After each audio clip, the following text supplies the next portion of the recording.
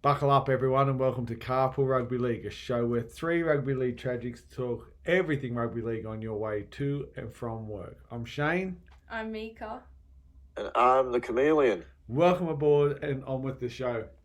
Well, everyone, didn't get a chance to do a podcast last week, so we're back again this week to talk everything rugby league. We've got our half yearly report card. We've got Origin to review, and also this week's games, and talk about games coming up, because there's quite a few positional changes that have occurred, and a couple of notable admissions are more due to the fact that they've been dropped for certain reasons rather than any type of injury. Brandon Smith being the most notable one for missing training or missing a session. I suppose a lot's happened in rugby league over the past few weeks. First of all, Griffo, Mieke, how you doing? Good. Yeah, not too bad, thanks. I think I've just caught something that affects colourful reptiles in the last few hours. Anyway, no, not too bad though. Not too bbad. Awesome. And Griffo, a lot of rugby league happening over the week. What caught your eye? Yeah, there's quite a few things, but I think I'm going to go with a guy I saw live in action on Sunday, Brian Tottle, particularly in the first half. Yep. The guy was backing up after the Origin game. And he was outstanding. Manly were probably in control at 12-4 when Tommy Talau went over for his third try on the wing of Taruva. Well, I can't just blame Taruva for all of it, but Isaac Tango and Taruva not really combining that well in defence. And then, on the other left wing, you had Brian Totto scoring tries as well. But it wasn't just a matter of the third try didn't have to do too much, but he had to. He scored tries that maybe a lot of others wouldn't score. Mm-hmm. I'm just trying to get up his stats. Actually, I had a look at him earlier today. And my apologies for just doing a bit of padding here. But he's got 3 tries, but it wasn't just the 3 tries. I think I'm nearly there now. If the wheels of the internet spin a bit quicker. Okay, here we are. So, Brian Totto, I don't know anything about fantasy, apart from if you're cracking House of the Dragon starting this week. I know that. That's true. But if you're cracking triple figures like he did, 100 fantasy points, 100 points. That's very good. Okay, that's outstanding. 18 runs, 261 meters. 76 of those were kick returns, so you don't take those into account so much, but post-contact meters was 101. So he's going more in post-contact than a lot of guys are going just free running. 4 line breaks, 13 tackle breaks. He is a machine. Yeah. And there might have been some better performers in other games. But being at the game, and particularly in that first half, when I thought Penrith were in a bit of trouble, just the way he was running the ball back and breaking tackles, scoring tries, that did catch my eye. And there was a little bit yesterday, the play by Clint Gutherson and Mitch Moses. I don't know if you saw this one. Yes, yep.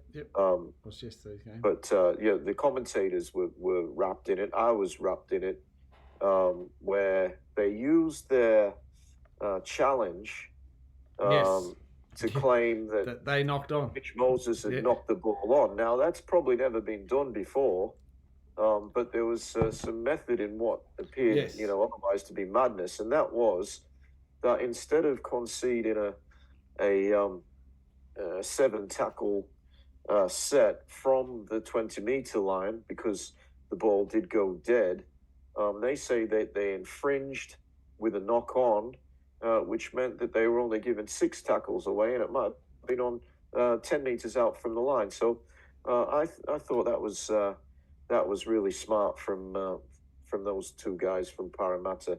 Moses conveying obviously to Captain Gutherson the fact that look, I knocked the ball on, and knowing in very quick time that it was going to be better for their team. So that's the grab for this week. Excellent, Griffo. Mieke, your fail would have to be the Dragons' second half. It was abysmal. Yeah. It was absolutely.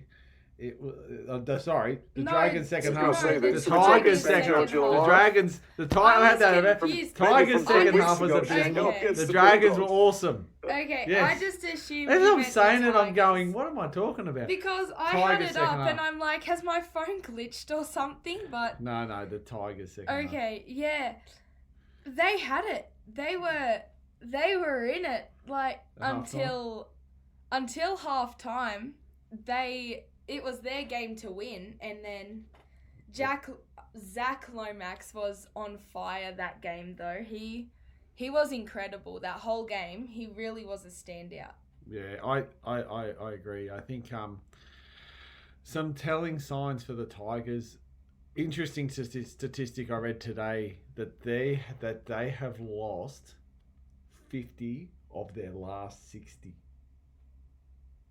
games. That's insane. Okay. If that is a true stat, and I read it, it was on one of the papers. I'm thinking that for fans, that is a very, very hard thing to watch season after season. And when you consider that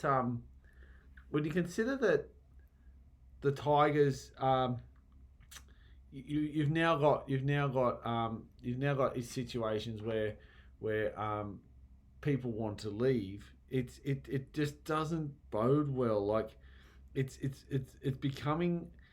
It really does look like it's becoming a bit of a car wreck at the moment, where they just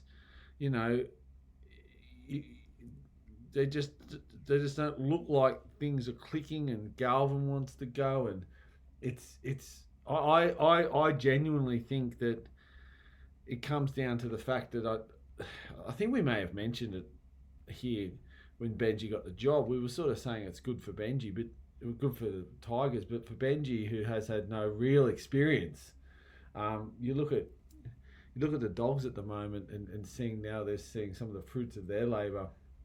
I think no real apprenticeship has led to the fact that this has happened, and I think unless they get a hard head in now, and they've got Richardson, who's an administrator. I think they've got to start looking at, I'm not saying Brad Arthur's the answer, but even to just get someone across that can help with the coaching side of things. Gus Gould's done it at numerous clubs.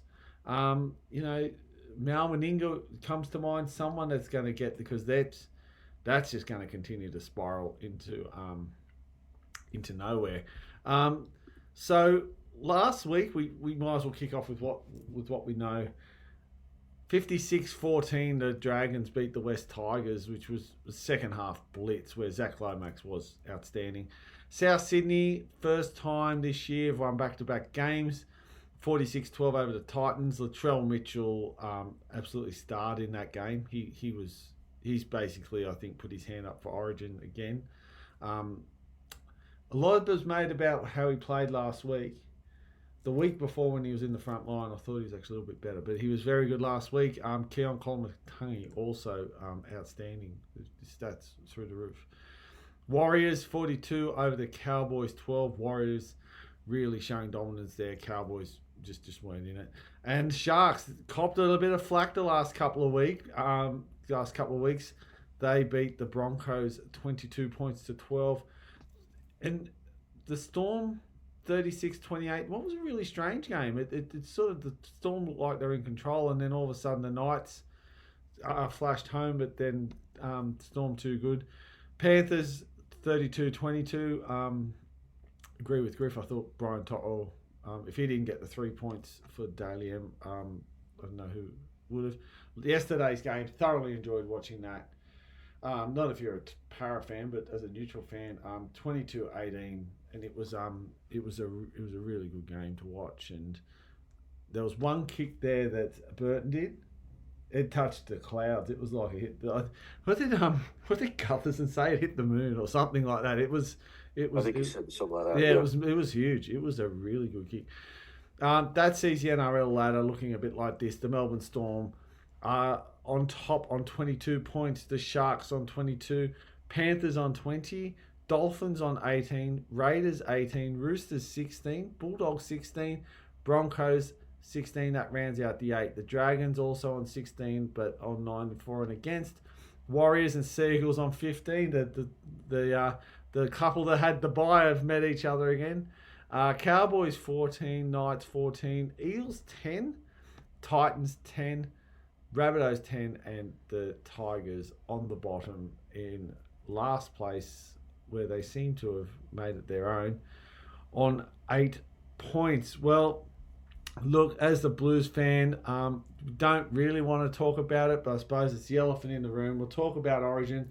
Both men and women played last week. And if you're from New South Wales, the first game was tough to watch. The second game was actually a great game, but unfortunately just couldn't get there in the end.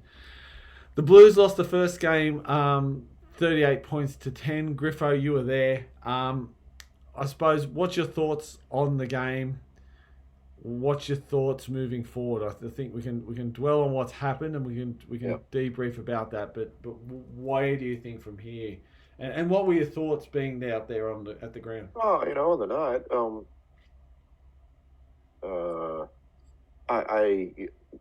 I guess most people, when Suoliti was sent from the field, and I had no problem with it. He had to go. It wasn't a debate at all. He hit Walsh in the head with his shoulder, and I'm not going to say he intended to do that, but the reality is he came off the ground, and he was still flying past Walsh after he hit him. So he didn't miss. No, and look, if it had it been a New South Wales guy who'd been hit like that, I would expect that the Queenslander would be sent off. And I had no problem. I got 2 blue eyes.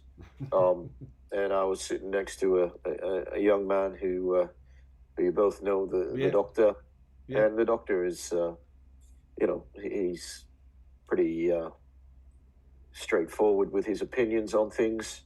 But he also thought, as a very keen Blue fan, that he was going to get sent off, and we both said that before it happened, and that's how it panned out. I think regardless of I know a lot of people have been talking about, was it 10 in the bin, should be a center. I think my initial thoughts was he was going, and I think it's not necessarily now about what is or isn't 10 in the bin or sent off. That in the NRL, I think more often than not you'd be sent. My only problem with it was on replay, and again we got the hindsight, I suppose, of watching it at home where they show it 50,000 times. Yeah, Swaley actually launched when Walsh was actually standing upright, and as he fell, and I think what the NRL have told us, and I'm not going to get into the debate whether it was 10 to bin or sent off. He got sent off, the game's over. I think what the NRL have told us is that if you lead with your shoulder and it hits someone in the head, you will go.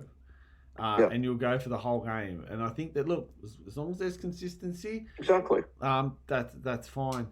The Blues, Griff, what did you make of their performance? I I thought that Queensland probably didn't allow us to play the way we wanted to. I thought Hudson Young coming into centres was it happened 20 minutes too late.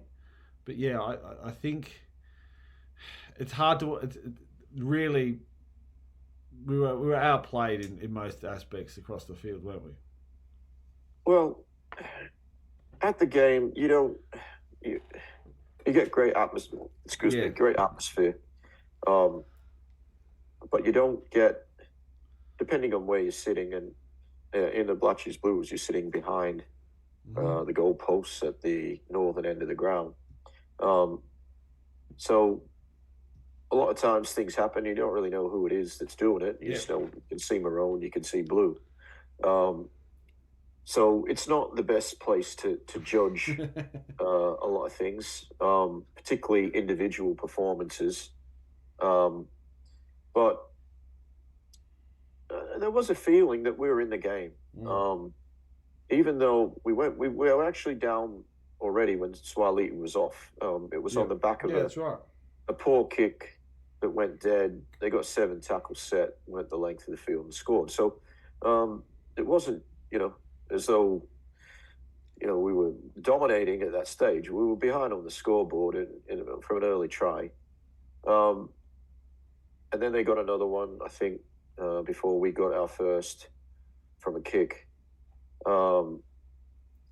Unfortunately, Spencer, if he had got that ball down before half time when we were on the attack, I really think that we were right in the game.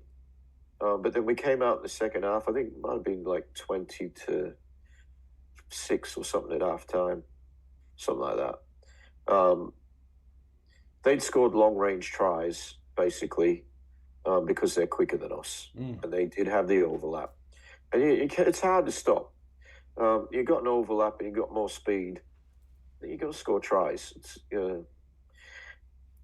But I thought at the start of the second half, we came back. I think we got another try. Might have been 20-10. But we just couldn't add to that. And the second try came from a kick as well. But it don't matter how you score them as long as you do score them. But we didn't score from open play in the game. There was 2 kicks. So you got to credit Queensland's defence, but I thought we didn't have too much trouble making yardage. The outside backs did a great job in that department, but so did some of the forwards. I thought Spencer Leniu was damaging. I was expecting a bit more from Hamoli, to be honest. I just thought there were a few times there when he was standing still, not running onto the ball. I thought he could have used his size a bit more. But again, I from my vantage point, I can't say too much. But I really thought we were giving it a crack. There were some big hits coming from Blues boys. And I didn't feel like we were completely out of the game. But then towards the end, they started to tire. And, that extra man Queensland had for 73 minutes, that's a big advantage. And they rammed it home, to be fair. They ended up with 38 points, which in a state of origin game is a lot more than the average that you expect to score.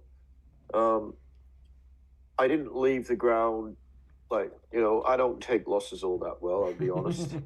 But I didn't feel too bad because I thought the boys in blue put in. Yep.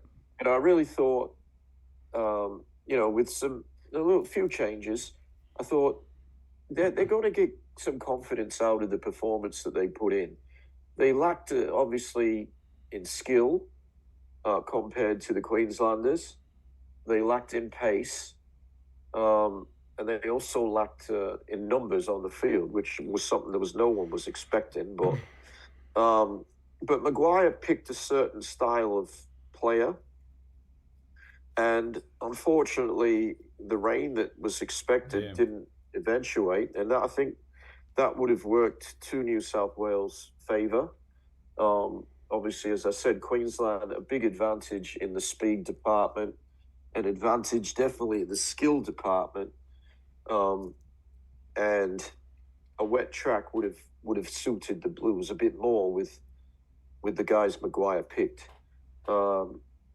the rotation, I think, has got to change. I think we've got to get Matt Burton onto the bench at least.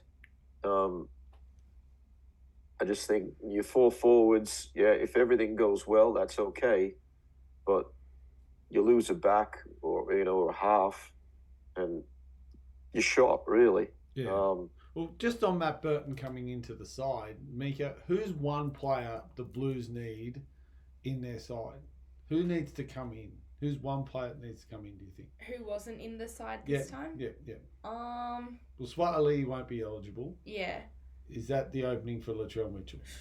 Yeah, I think the past 2 weeks, Latrell's really proved himself that I think when he has that Blues jersey on and when he's in the centres, he's just a different player. Mm. He's just a totally different... It kind of gives him this edge kind of thing. Yeah. Because, in the centres, he just excels so much. I agree with both of you. I think 2 weeks ago, maybe the jury was out. I think after the 2 games, he's definitely found form. And I think the Blues need him. I agree with you, Griffo. I was actually really perplexed when they picked Lomax and put Burton on the extended bench. I thought, you've got probably the NRL's greatest kicker, like short range bomb that no one, he's in a world of his own there. Coupled with arguably the NRL's best kick chaser. And you're thinking, well, that could have been a combination that come on 10 minutes before the end, and then you're covering. You've got a guy who can play centres. It's fine. I think that you got that back coverage. Matt Burton, have you ever? You would have, Griffo, because you go for Penrith. I saw him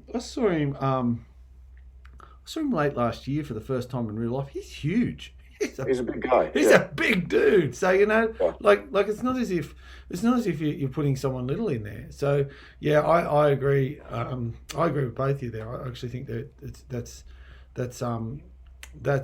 not that actually has in my opinion actually has both those admissions into there would actually do well.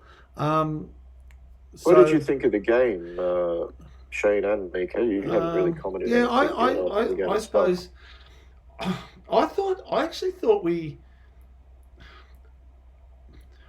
got exposed early, and then we covered it. Like it was like as if it was just like, they used their pace. They were smart. It's funny watching it on TV. I think I said it as we were watching it. I said watching it. It was like watching the old Melbourne Storm with Slater, the way they shifted and the way they just had that speed guy come through.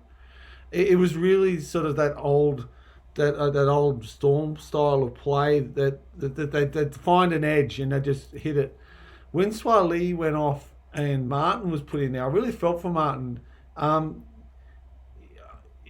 think they were trying to plug, a square peg in a round hole, and then sort of Hudson Young, and I think it was the second time. I don't know if they scored, but it was definitely the second time they left him. They just left him standing there. I said, why Hudson Young got picked for this spot? We were told during the week that if there's an issue or an injury, Hudson Young could come to the centres, and it wasn't until that happened. I honestly believe that 12 points of that match could have been actually salvaged. Like it could have been, it could have been saved if that change was made immediately. All of a sudden, you take 12 points off Queensland, and the game's very close. And I think that's where, although the scoreline says one thing, and I don't know what you think about this, Mieke, whether you agree or disagree. I think although the scoreline said one thing, I really felt the game itself said another. Like it felt like the Blues were closer to Queensland than what they were in the end. I know 38-10 is a big hit, but like I said, you take 12 points off that, add 6 maybe if the Blues start building pressure, and you got a close line. I really think though there's certain players as well coming back for the Blues. Cameron McInnes, I didn't mind him at lock, and Isaiah. I think looking at it, Isaiah Yeo, Cameron Murray comes back this week. It'd be interesting to see how fit he is. He would, I'd assume, just slot straight into there. Olakau'atu's injured as well. It'd be interesting who they get into that spot. I think probably Burton, like you were saying earlier, but yeah. Yeah, I think it was just... I think they played well. I think it was just the errors and the amount of errors they got, and just... I think there's two players, Tedesco and Hines, that really just have to... I don't know if Tedesco will be there. I don't think Tedesco will be there either. I think it was just that... Yeah. Hines, he did not do much. Can I say, Stephen Crichton, outstanding. Yeah. And was on the weekend. Like he is someone. I think we might have said it last year when he got signed. He is one of those. There's certain players you'd clone. He's one of them. Yeah, he's a specimen. Yeah, but he's not just an athletic specimen. He knows football. Yeah. And he's a winner. Yeah. He scored a try in 4 grand finals in a row. Yeah. He's a massive loss for Penrith. I've got to say that, but he's getting better and better. He's still a young man. He's only 24. Yeah. But just I agree with Mieke. I think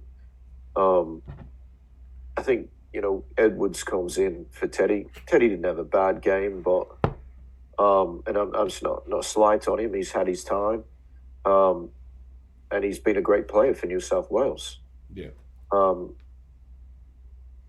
Nico, I was out just for dinner with my cousin just before I came on here, and then we were talking about Nico, and I said, look, I think Nico's a really good player in club football, but he's not a big game player. He's never stepped up and in a semi-final or a Origin game and showed his best play in terms of winning, taking his team to a win. I'd say he's probably played in a semi-final where these teams won when he was down in Melbourne.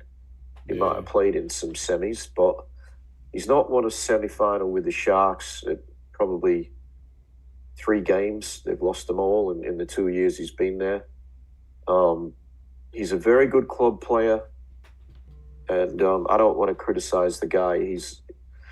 But I just don't know that he's up to that standard to lead a team to victory. Yeah. I would put Moses straight into the 7, Latrell into the centres. I wanted Latrell there in the first game. We talked about that. We both agreed that we thought Latrell would be there, Suwali would be on the wing. Lomax came in and he played well. My concern with Latrell 2 weeks ago after South had that drought-breaking win, and he was at the press conference. I watched it. I can't remember who they beat. Might have been Para. Was that right? Yes. 2 weeks ago. Yeah. And he was asked about. He said, "I was asked a direct question: are you available for State of Origin?" And he sort of danced around the question. He said, I'm not really sure. He looked at the coach. He said, am I available? And Coach Hornby just came straight out and said, all our players are available. Why wouldn't... It's an opportunity to say, absolutely, I want to play for the Blues. Like, 100%. I don't understand why he was dancing around that question. But we need him. Yeah. We need him. He's a presence. He's an X factor. And he will definitely bring a heap of aggression to the game. And I don't know what the stats are, but if you look at the games Latrell has played for New South Wales, I would say the win percentage would be up around between 70 and 80%.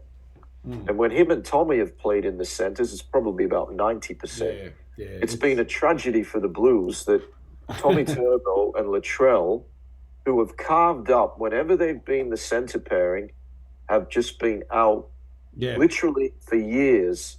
Either injury for Tommy, Latrell combination injury, suspension. Those two guys are both winners at that level. They are both massive, big game players, and the bigger the game, the better they play. So it's been a loss for the Blues. No, I agree, and I think probably take anything out of this. I remember people were very critical, not critical, but I suppose they questioned, and Isaiah Yeo was talking, and he said, I learned I had to change my game in Origin. I can't do what I do for Penrith because at Penrith I'm relying on a tiring defensive line. And in Origin that doesn't happen. And I think that's something where if Nico Hines does get picked again, I think that's a good conversation to have with him. He had well over 100 run meters the other night. And I think he's just trying to do that game, play that game that he plays for the Sharks.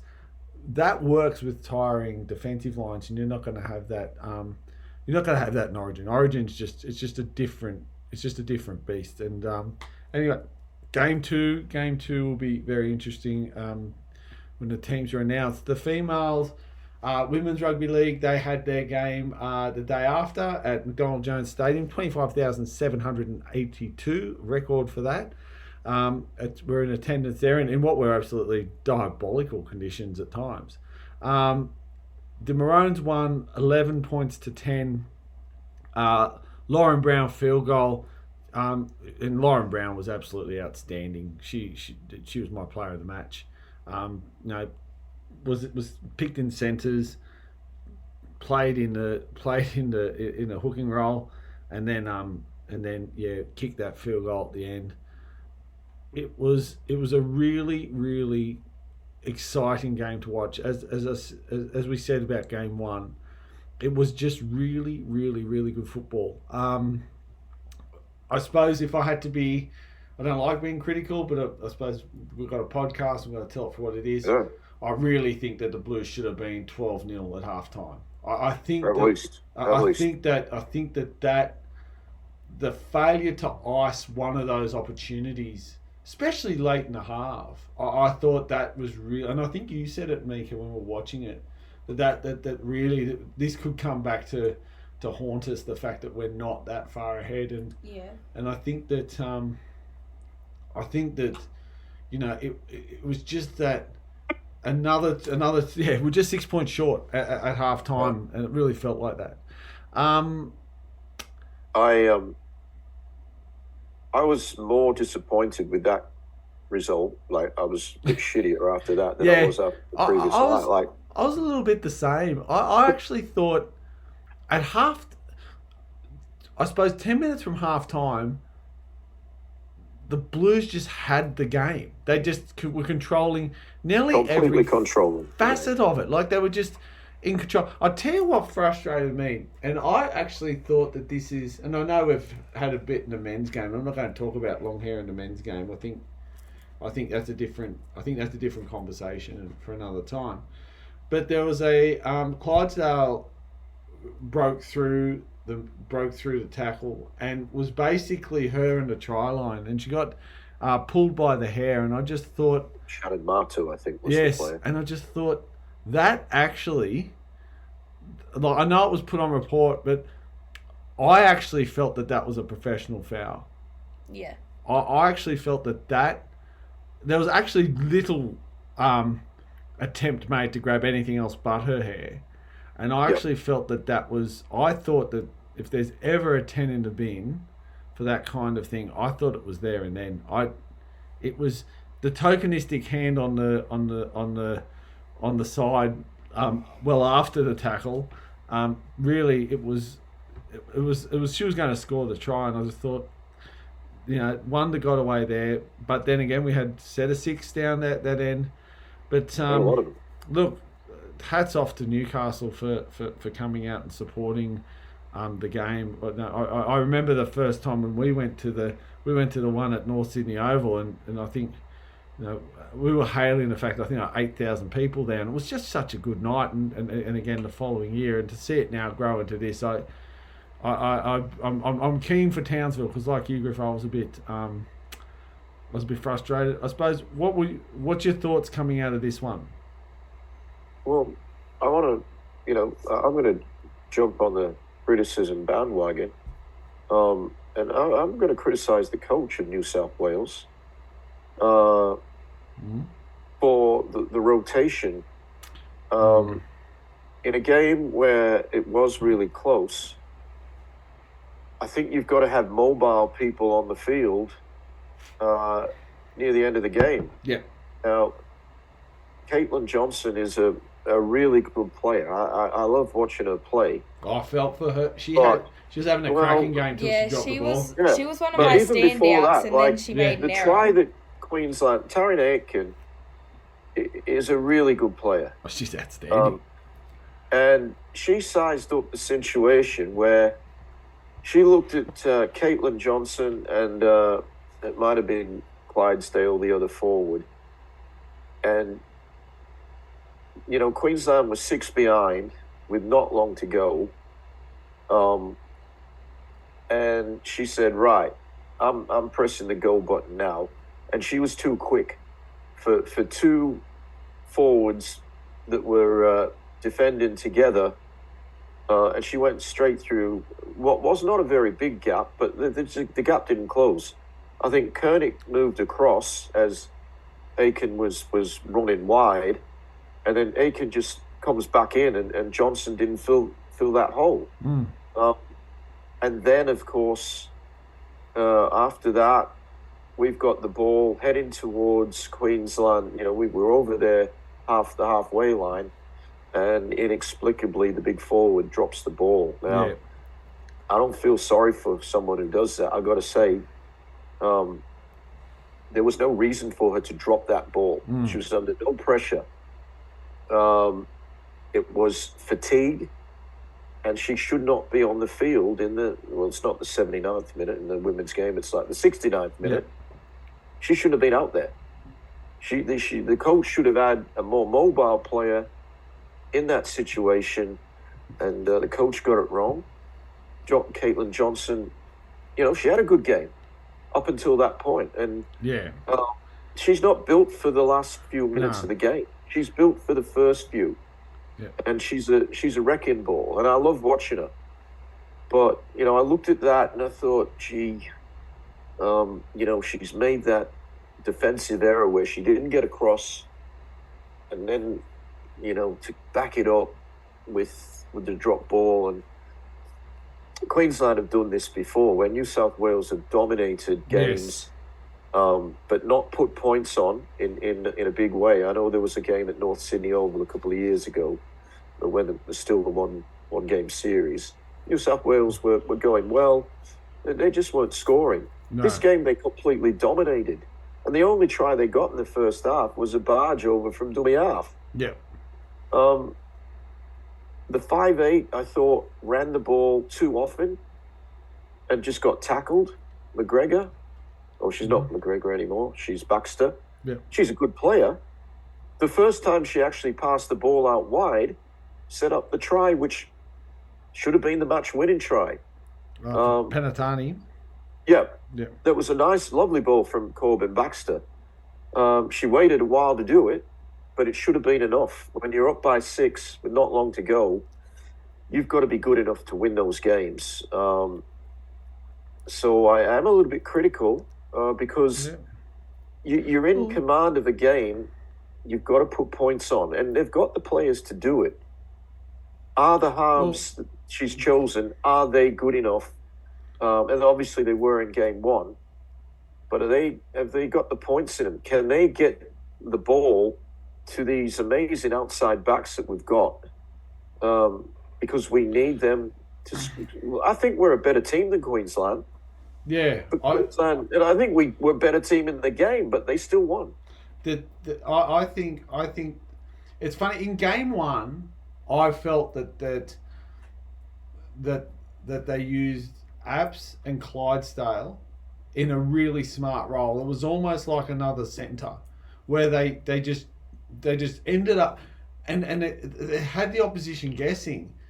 And what I found really interesting in this game, especially from Apps, it was almost like she had to come back in the middle to get the ball. It was like as if a two-phase play to her, which was our bread and butter in game one, which is why we won, and Clydesdale especially. It just wasn't happening this game. It was almost like this one out, and I from the first one of the first plays where I'm just trying to think who it was now. I think it was Tongagato passed it out to Penatani and just threw the ball about 10 metres. And I thought, oh, here we go, they're going to throw the ball around here. And it was almost like that was the longest pass of the game for 50 minutes.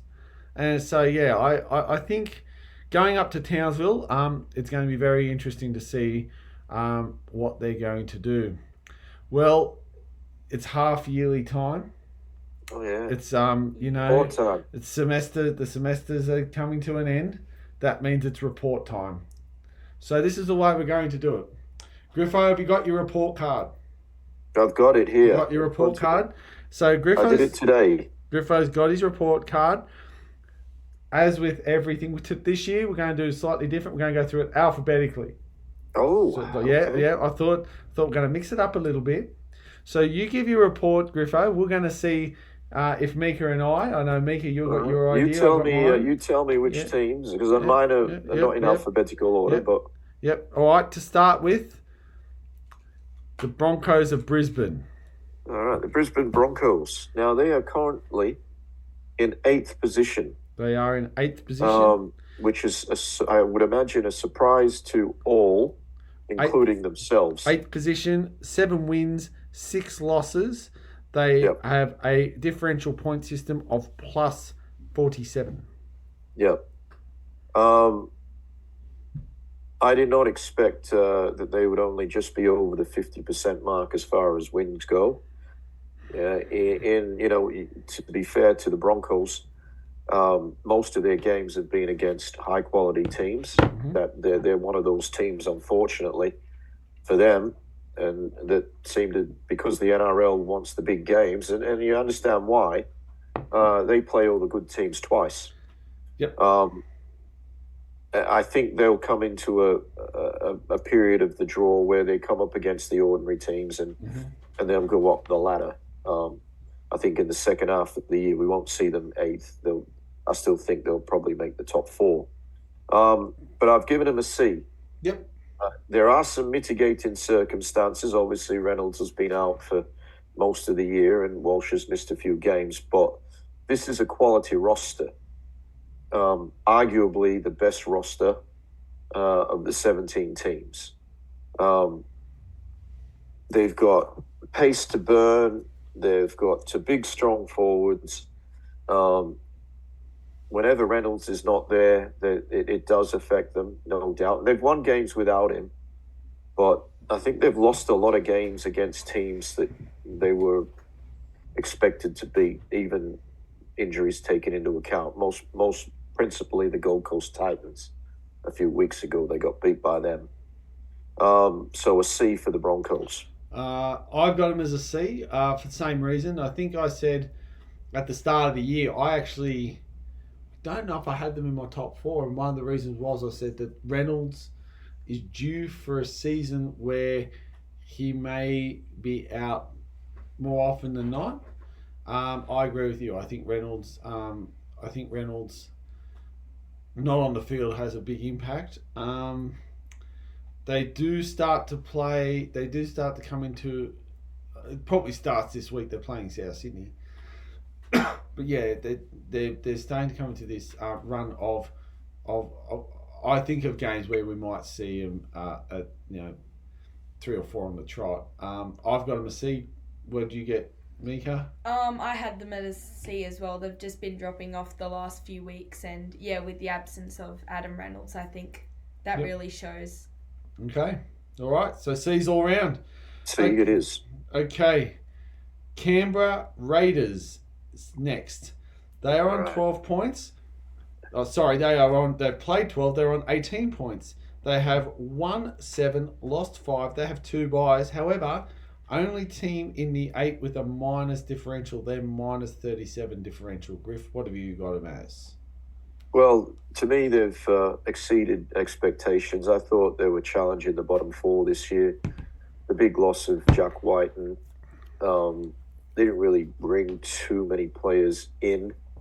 But then I'm not a fan of Ricky Stewart. I can't stand him to be honest. But I think he's doing a good job with him. He does squeeze the every piece of juice out of the orange, and the Raiders are up there at the moment in 5th position. Yep.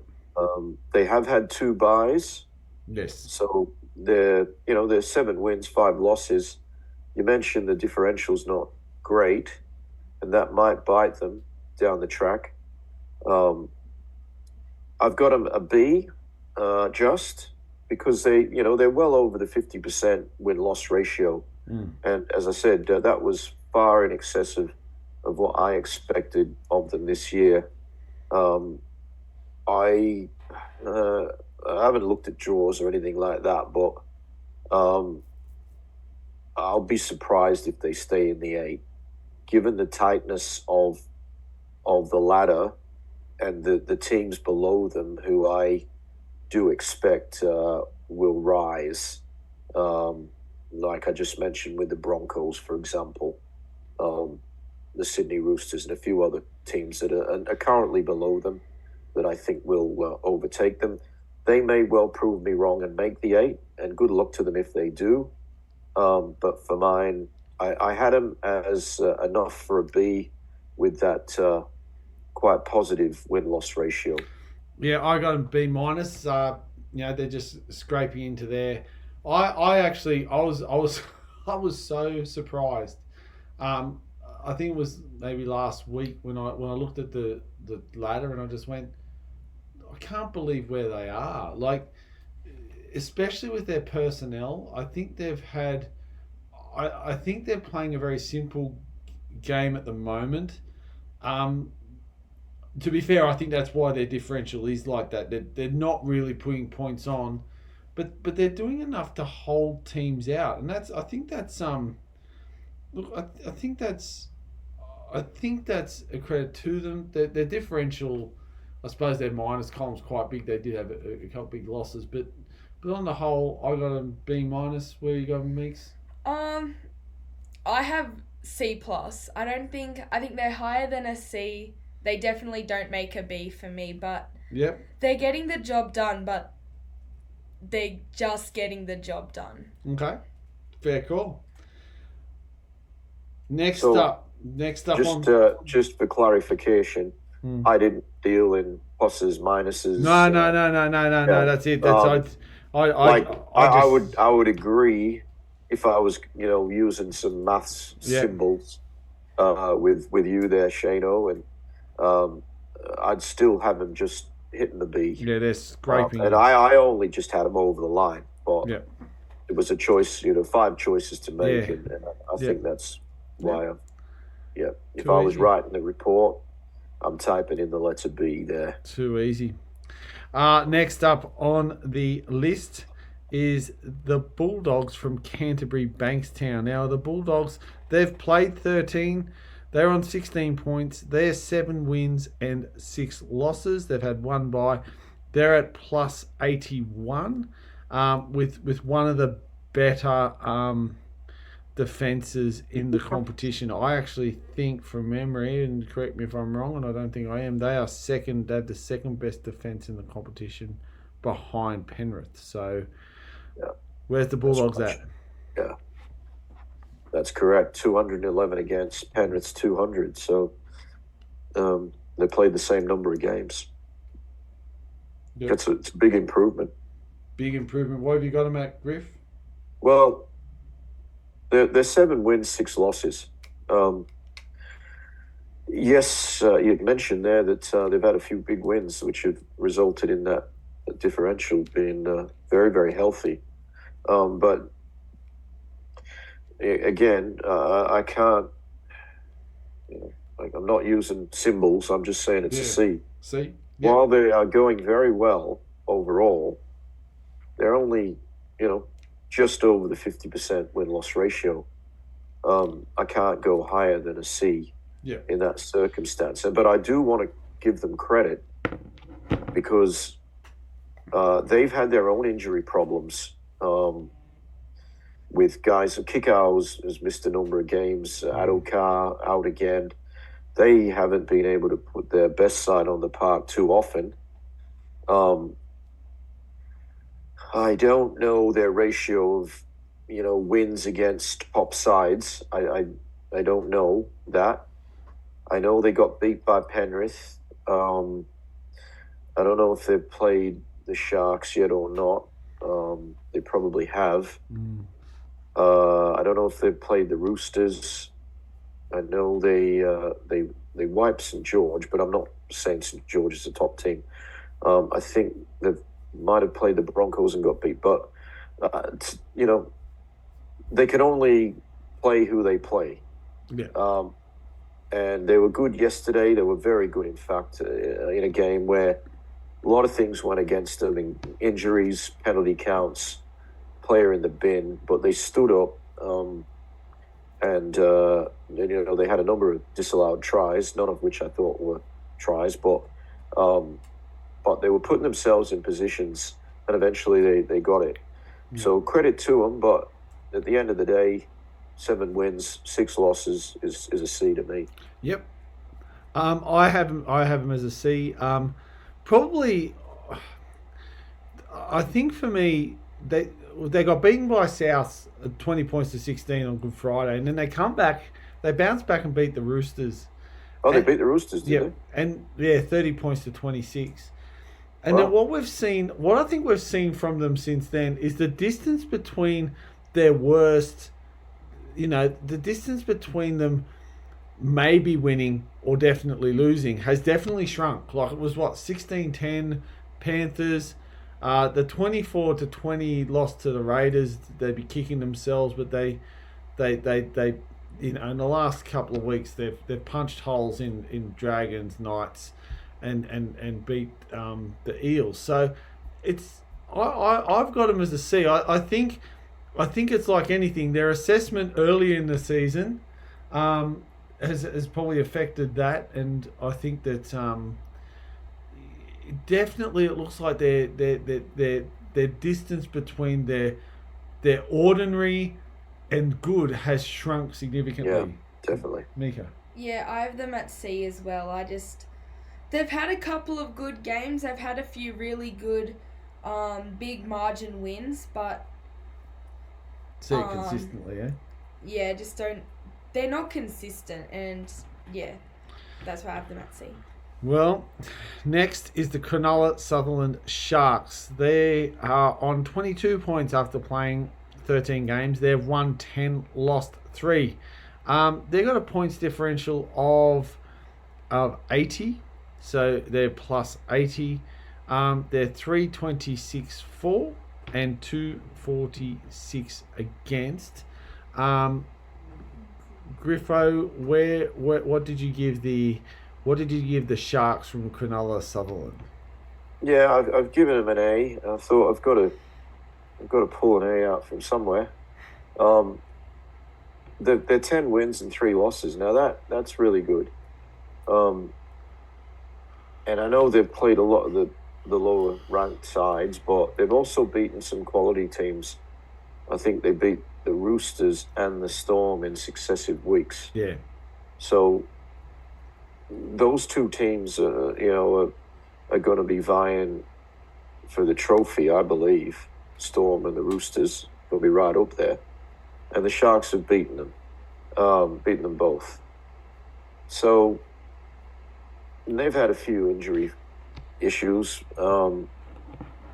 I was really surprised that they went up to Brisbane and won, but they did without Nico, and I know the Broncos were missing Reynolds and Walsh, but it's still a big job to go up there and beat what is still, a very good Brisbane side. So yeah, had they have lost that game, I would have given them a B, but they didn't. They won, and they've been basically number one or number two on the ladder for the season. So, yeah, well done, Sharks. They're definitely going to make the finals again, and that will, they'll have the chance to give it to the critics like myself who have no faith in them to basically win against quality teams in September, and they don't, give themselves a chance of making October. But maybe this year's different. They're certainly in a good position at second on the ladder. Yep. I agree with you, Griff. I have them as they just scraped an A for me. I think what the Sharks need to be careful of is they had that hiccup week. Panthers was the hiccup week. The Tigers was the hiccup week. They have that week in them where they just seem to just not come out with any intensity. Those hiccup weeks, incidentally, they're usually followed up. I thought when the Tigers beat them 32-6, they weren't all that convincing against the Raiders the following week. They won 36-22. And then had the bye and limped past the South Sydney side, who I don't even think had 13 players to field by the end of it. And then all of a sudden, they belt the Cowboys, belt the Raiders again, give it to the Dragons, beat the Storm and the Roosters. That run there for me is what got them the A. I think they zigged when they should have zagged all night against the Panthers. And I think I don't care who the Eels were playing last week when Gutho and Moses was back. They were there to win, and they did the job. And they were there to win. So not taking that much into account, but to go to Suncorp and win is always a big thing. I've got them just an A. Mieke? Yeah, I have them at an A as well. I think they've really proven that they're not all talk. I think, they did have that massive 42-0 loss against the, Penrith, but they did also have some really big margin wins as well, and I think, we'll definitely see them. I reckon top 4.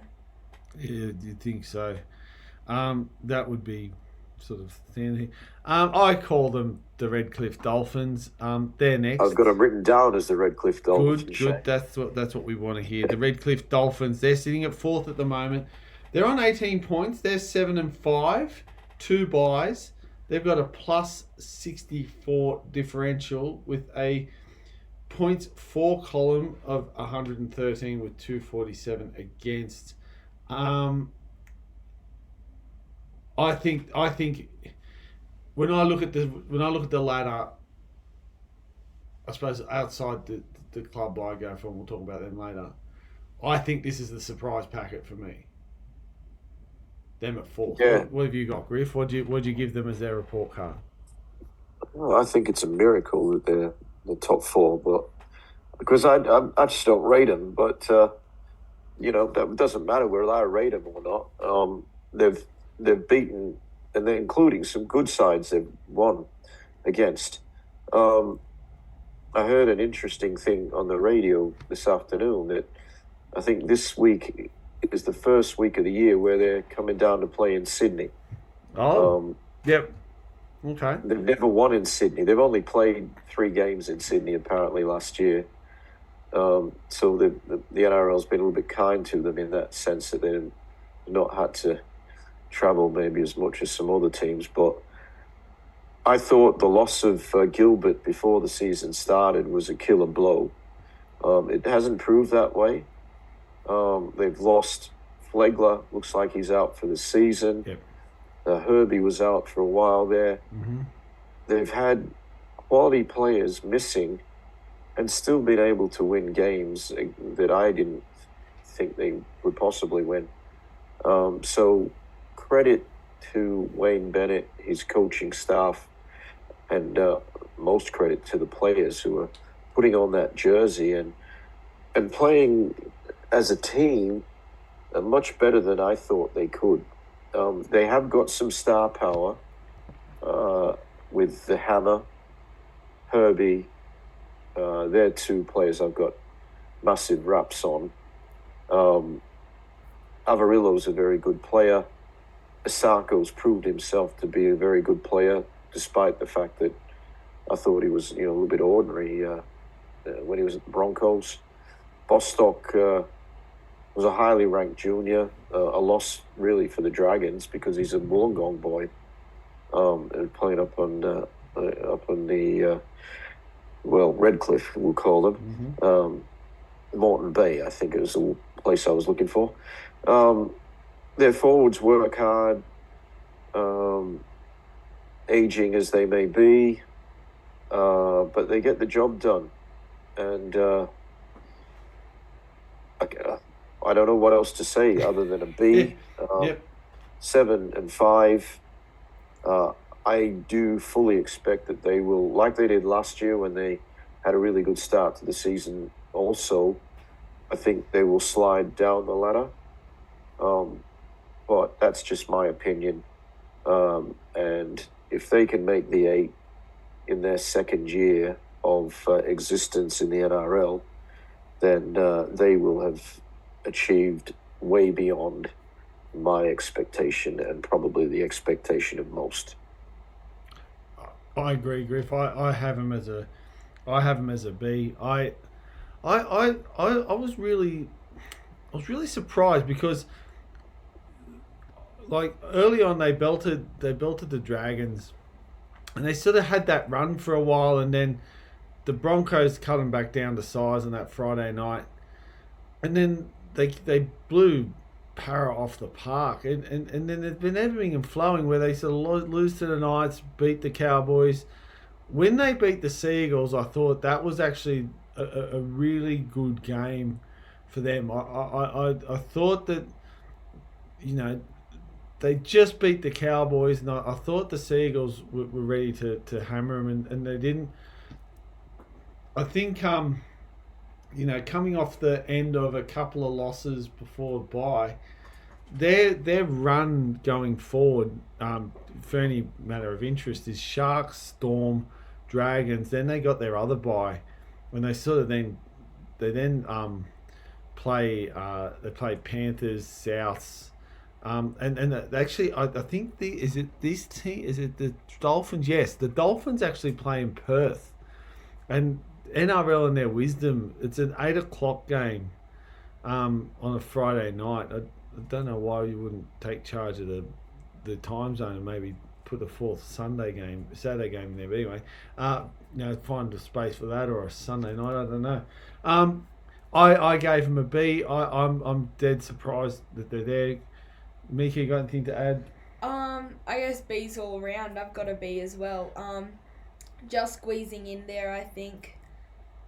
Hammer. Yeah, just the Hammer. Hammer's been brilliant, hasn't he? He's just such a consistent player, no matter what he does. He's been great. All right, so that's the Redcliffe Dolphins. All right, the next up we have the Titans from the Gold Coast. They have played 12. They're on 10 points. They've won 3. They've lost 9. They're minus 1, 2, 3 differential. They are a team which is well and truly down the bottom. I've got a gut feeling I know what you're going to give them, Griff. What are we talking here?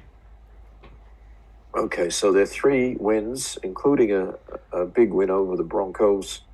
9 losses. They started the season awfully. They were horrible. They started to compete in games and pushed good sides to the wire. And eventually they got their first win, it seems not all that long ago. I've got them at a D. That's, 25% win ratio. Yep. It's not great, but it's not abysmal. And they lost Big Tino before the season started. Big he loss. is the Gold Coast Titans. They've competed, particularly in recent weeks, quite well. I thought they were very disappointing early in the year. I only watched the mini of the Rabbitohs game, but they look like they're a little bit of a rabble. The Titans, that is. So maybe it's getting a bit too much for them. I think they lost AJ Brimson. Yes. Who was setting the world on fire there when they were starting to win a few games, and then he got injured, unfortunately. And, Tino's their best forward, Brimson's their best back. Yeah. They're their two main guns, and unfortunately they're out. So it's not looking promising for the Titans. No, I've got them as a D as well. I think the only really silver lining for the Titans this year was that little run, sort of from about round 8 to round 12, where although I think they only won 1-2 in that time, they didn't get belted. They were sort of competing in games. They only lost by 2 to the Storm. They beat the Cowboys. They should have beaten the Knights, in all honesty, and then they beat the Broncos. But the other day they were horrible. They were so poor. And look, and we'll go through it in our team lists and predictions for next week. But it could be the Portaloo game of the week next week with the Tigers and the Titans. But I've got them as a very, very solid D, Mieke. Titans, solid D. Titans, yes, solid D. I think at the start of the year they did nothing. I think time and time again they've just proved themselves to be a 40-minute side. Yeah, they can't. They can't keep a consistent game. Playing for 80 minutes, yeah. Them and 80 minutes goes together like toothpaste and orange juice. The next one is the Sea Eagles from Manly Warringah. The Sea Eagles are on 15 points. There are 6 wins and 6 losses with 1 draw. To the Warriors, they have a differential of plus 26. Griffo, what have we got for the Sea Eagles? Yeah, I before the season started, I had Manly in my top 8. I've got my doubts now. I still think they probably will make it when they get Tommy back. They've played some brilliant games, and then they've played some awful games. So this consistency is a struggle for that team. I sat at Penrith Stadium the other night, and I said to my mates, I said, look, Manly are bigger, they're taller, they're faster, they're probably more skillful with the likes of Cherry Evans. But I still thought Penrith would win the game. There's just something about this team that you're just not sure what Maroon and Whiteside's going to turn up on any given night or day. They have the talent there to challenge for the premiership when they play their best, but it's consistency that eludes them. They did a really good job on Penrith earlier in the year. They beat the Roosters. I think they beat they went down just to the Broncos when I was overseas in a very close-fought tussle. They started the year with a win over the Rabbitohs. When we were expecting big things of South Sydney, they won the game in Las Vegas. It's a quality roster, speed to burn, plenty of height for those big bombs. I just don't know why they just can't produce consistently. Anything less than a top 8 spot is a disappointment. If they don't make it at the moment, they're in 11th, and I've got them as a C. Yep, I'm. When you look at their stats, they are every bit as C as you could get, middle of the road. Yeah, when they beat the Roosters in round 2, their scout, they had South and Roosters, and you sort of went, okay. And then the Eels and Dragons got over them. And then I think they beat Penrith They beat Penrith, they played really well that day before the draw, and it was just.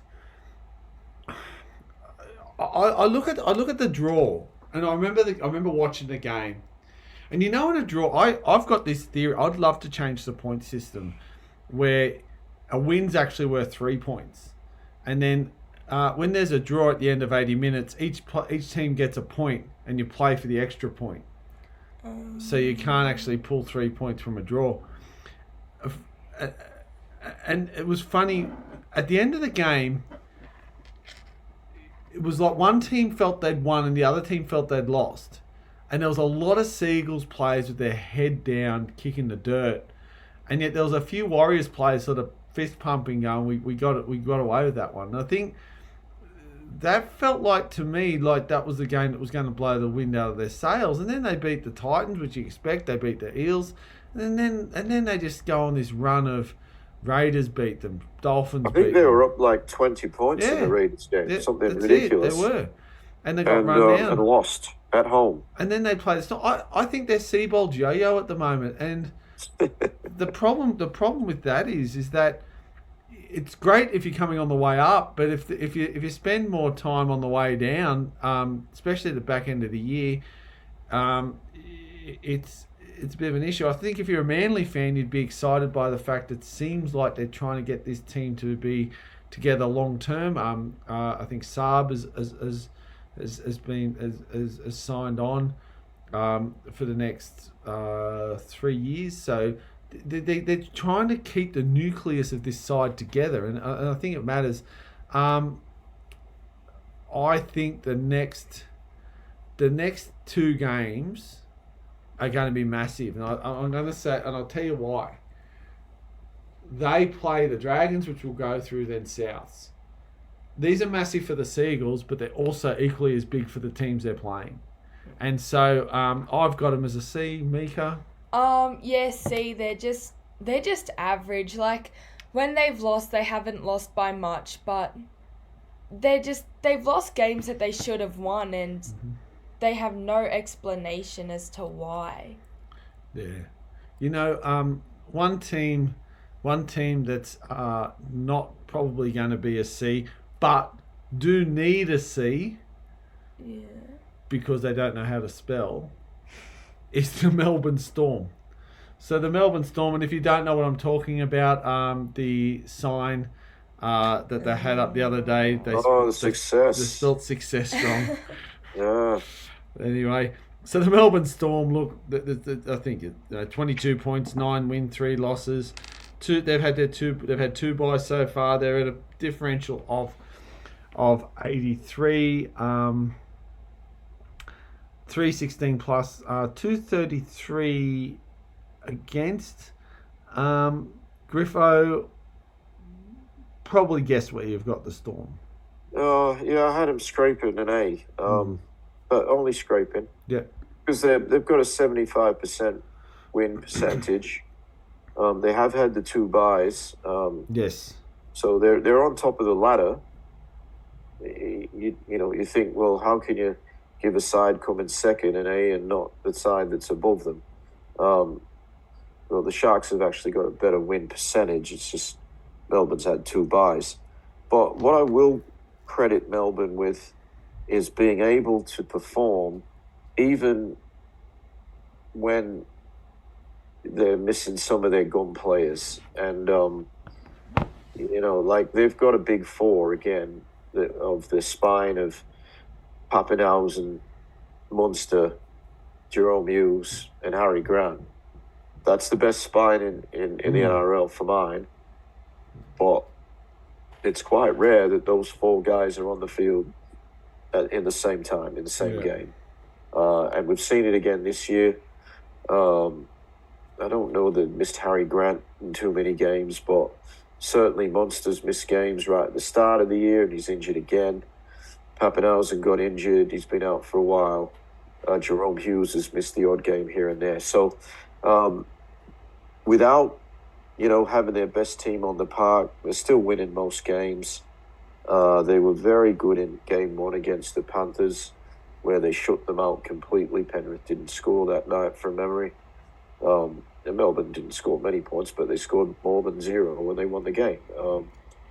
So I've got them at an A. It's not convincing, but they'll be there when the whips are cracking. And if they've got their best 17, they're every chance of winning this competition. To be able to beat teams like the Panthers, the Roosters, the Broncos in the semi-finals, they must have their best players on the field, but they'll be there. You are a bit kinder than me, Griff. I gave him a B. I understand why. High B. And you know what? I gave him a B. Really, and I know they've won, and they know how to win. They're a team that knows how to win. They've only really owned 2 games. Like, I know they beat Penrith at the start of the year, 8-0 or something. But in a lot of the games they've played since, outside the South Sydney game, and I think it might have been the Eels game, they've really had to fight for their wins. Like, they've been really, really close. They've been hard fought. I think they don't have the... I've been saying this maybe for 2 years now. They don't have the venom they once had. And I think you hit the nail on the head, Griffo. It's not necessarily that they're not any less a side now. They're just finding it hard to get all their guns on at once. They do come up. They do have a very, very kind draw. So they've had their bye last week. They beat the Knights during the week, of course. They then play the Warriors. We'll talk about that game. Warriors, Dolphins, Raiders, Tigers, then the bye again. So they run into probably a more gentler period of time where we might see them excel. I've got them a high B. What have you got, Meeks? Yeah, I have them at a B as well. I think they've definitely won a lot of games. They've definitely gotten the results, but they've only just won against sides that they should have flogged. Like, I think the 14-12 loss against the Knights, that was in round 3, that's a big one. Yeah, although it is the start of the season, it is.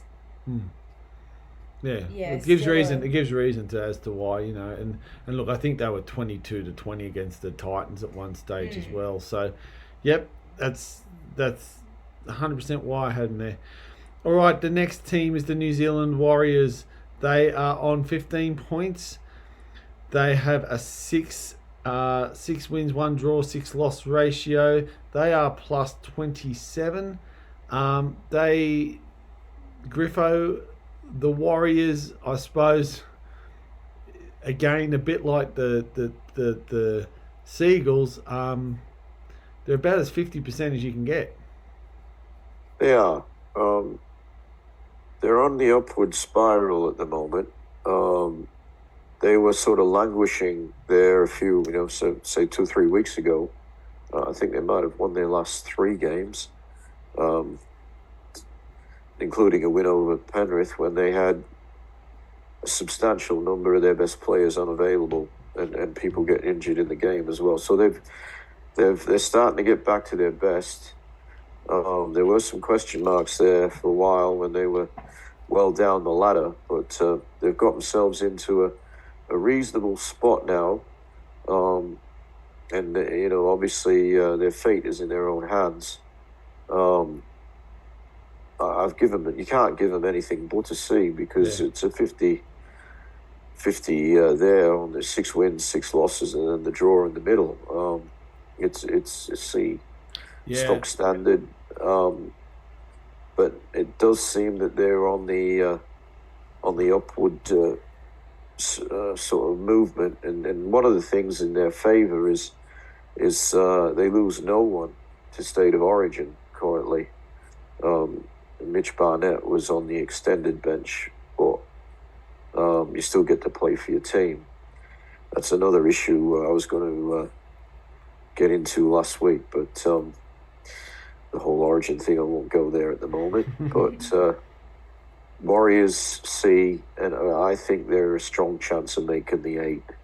If they can end up in a semester 2 with a B for semester 2, that'll be good enough to get them into the 8. Yeah, I think after their draw with the Eagles, they really did find this slump where the Dragons beat them.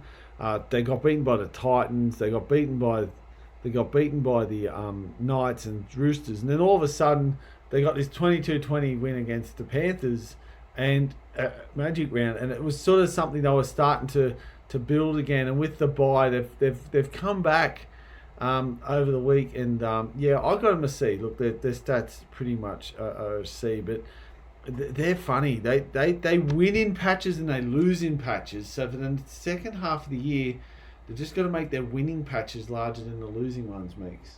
Yeah, I think. They're just such a tough. They're just such a tough side to.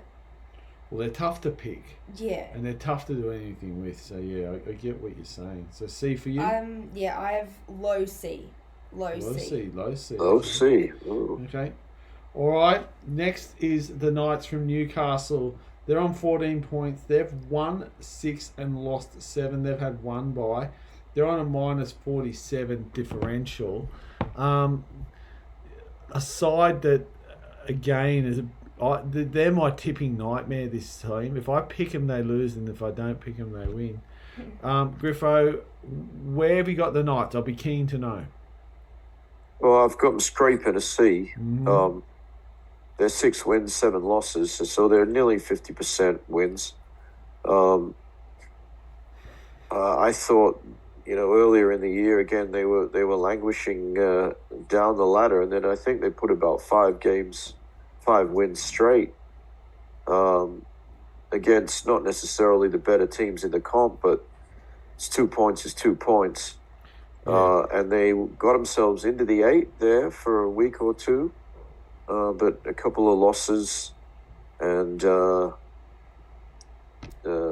other night, I can't remember who they played. Was it that was early in the piece? They played the Storm. Oh, on Sunday. This weekend? Yeah. All right. Well, I must have been thinking about the week before where they were pretty poor. Against the Dogs. They were horrible. Yeah. I got my weeks wrong. But yeah, they were dreadful. So they've obviously lifted their game against the Storm. Again, I only watched the mini of that game, and they were obviously in the game. They led at some stage. I don't think they're a very good side, to be perfectly honest. And they surprised me when they strung those wins together without their only superstar in Kalen Ponga. So credit to them for stringing the wins together enough for me to give them a C. But I got them scraping just to see. I actually think it was their four wins and a bye. Okay. 4 wins and a bye. So it was 10 points. I actually think that's probably somewhat inflated where they're at. They beat, I think it was Dolphins, Knights, Tigers, and Titans. So it wasn't a tough draw. Not really a tough period of time, and then got absolutely spanked by the Dogs. They did show up. To be fair, they did show up against the Storm the other night. I got them a C. I really think this is a team on the edge. This could be a team that in the second half of the season we may see lose bucket loads or shock us and win a few. But their draw's not unkind. They've got tough games, but they've also got some games where they think they can win. And the other thing is although they're in Newcastle, they've got a run coming up where I don't think they actually leave the state for the rest of the year. Let me have a look at this. I'm pretty sure that's the case. I was going through this the other day. Yeah, so they got Newcastle, Canberra, ACT. So yeah, they go Canberra. But then they've got Four Pines, McDonald Jones, Bluebet, McDonald Jones, PointsBet, Accor, McDonald Jones. No, so they're sort of staying in around the Sydney region, apart from going to Canberra. So yeah, I got them scraping a C, Mieke. Yeah, again scraping a C. I think the 32-2 loss against the Dogs, that was... what, 2 weeks ago? Yep. No, Yeah, they're horrible. That was horrible. Not great. And if that and the problem is, it seems to be that that side turns up more often than not. It's just that they then have this flash of brilliance. Yeah. Well, They never look like... It's coming back to me now. They had a mountain of possession in the Dogs 20, and they never looked like scoring a try. no. It was just and it was very sideways. It was horrible. The Cowboys, 14 points, 7 wins, 7 losses. Played 14. They haven't had a bye yet, would you believe? Yeah, it's a fair draw, isn't it? Yep. Round 14, they've not had a bye, Yeah, and a number of teams have had 2. 2. How do they work that out? Yeah. That mob in Canada or wherever it is still them that does it. 26 minus. Griffo, what are you seeing from the Cowboys? No, it's a C. I mean, it's a 50-50 ratio of wins to losses. It surprises me a little that they've won as many games as they've lost. They were on top of the ladder for, I think, at week 3. They had 3 wins. They were all sort of dodgy wins, but they were still getting the 2 points. But then, they sort of, the slide started, and they had a bit of a resurgence. They won a couple of games there a few weeks back, but this is a team that you just don't know on any given week how they're going to play. They can put out a pretty strong roster. I think the weekend the State of Origin was on, they were missing about 5 or 6 players, which is not fair. It just isn't fair. No. But I just don't know with this team. The talent is there. When they put it together, they can beat anyone. But by the same token, they can be beaten by anyone. They should be better with their roster. Look, they're only 2 points away from 6th spot. But it doesn't feel like they are. It feels like they're well down. Again, they can turn it around with the quality of player they've got. But I don't see them as a real contender this year. They might make the finals still. I'm not seeing it at the moment. So it's a C because they're 50-50. Obviously, the fact in the second half of the year, they've already got 6 points. Yeah, that's right. So that's in their favour that, just for, having a rest for the weekend, they've got 3 byes. So that's an advantage in the second half of the year. So really, they should make the 8. You'd think so. They should. Because they got 6 points for free, and no other team's got that. But I just have question marks over them because they're just, even within games, they can't find consistency. No. The distance between their best and worst are so far apart. And when they do their best, and it can like you just said, Griff, it can happen in games. Like they can be playing, and you think this side's all over it, and then all of a sudden it's like they switch off or something goes wrong, and then they try and that game against the Titans where they lost 20 points to 18.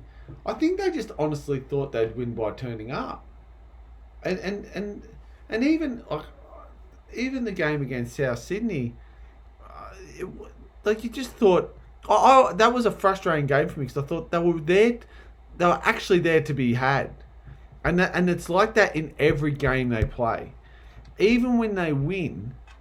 You could almost feel that they should have lost at times, and there's probably only a couple of games where you go, they've actually put it together, and one of them was against the Tigers. So you're not really stating much there, but yeah, I've got them a C. Mika, C for you. probably just scraping a C, I think. High marker. They're Yeah. just... I don't even... They're She hard to wants to think, give aren't him a they? D. She wants to. It's. I think what you're trying to say is it's just that They think they get bonus points just for showing up, and they haven't got the performance that... They've had some good wins, but against the Tigers, against... Can I say, and I think what your frustration lies, Meeks, they have been disappointing. There's moments in games where you just think this side should be playing far better than what it is. Because you look at the kind of players they have on their side, and you're... And the other thing is, they're a team. They're an average team with how many State of Origin players? Yeah.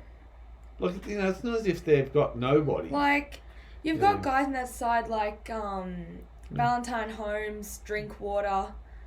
You just look who they have, and it's just frustrating. Yeah, I get it. All right, next, the Parramatta Eels. They're on 10 points. They've won 4, lost 9. They have a differential of minus 111.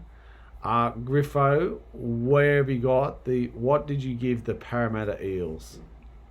I give them a D. Yeah. I think they've been pretty ordinary.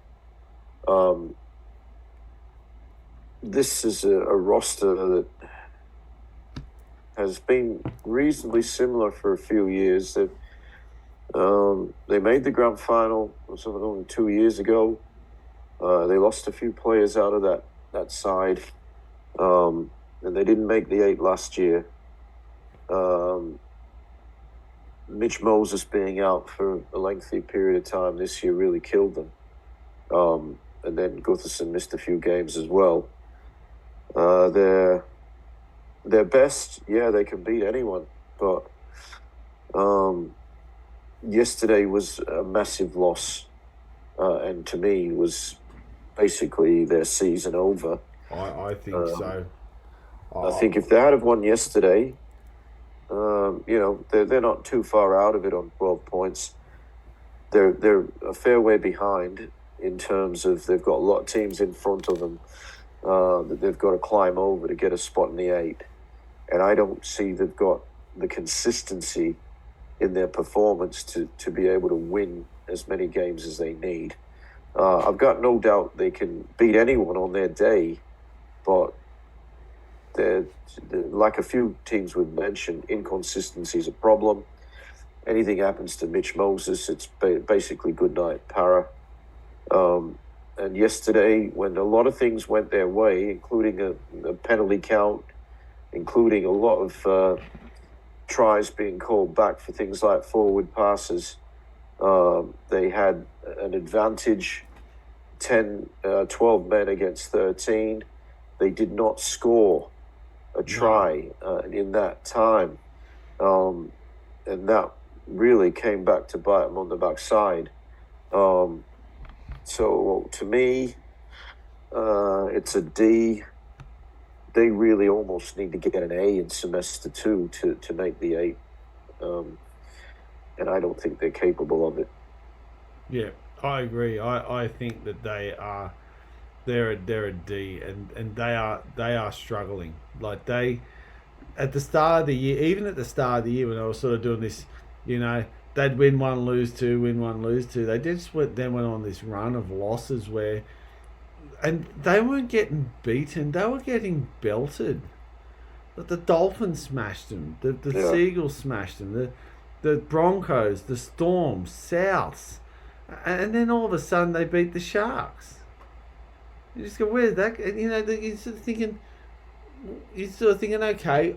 I think they probably would have beaten anyone. I think that Moses and Gutherson just won't play again. And I was sitting down yesterday thinking the Eels, this is going to be a great game, and it was. But I honestly thought there was no point in the game yesterday where I thought the Eels were going to win. Really? No, it just felt so. When you get that feeling where you just see a team that just can't get it together. And maybe it's because I'm seeing another team every week do that. I just didn't feel like it was almost like they were a Crichton run away from losing or a Burton kick away from losing.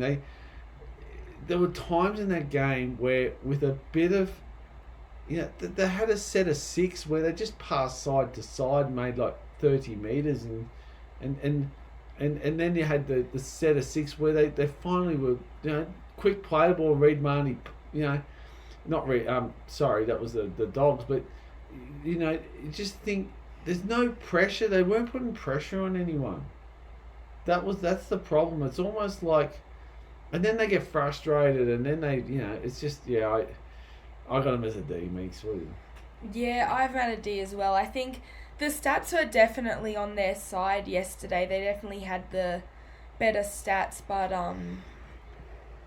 they just do nothing when they get the ball, and I think in past years they've done really well, but this year they have 2 key players, and that's very evident in when they play and how they play.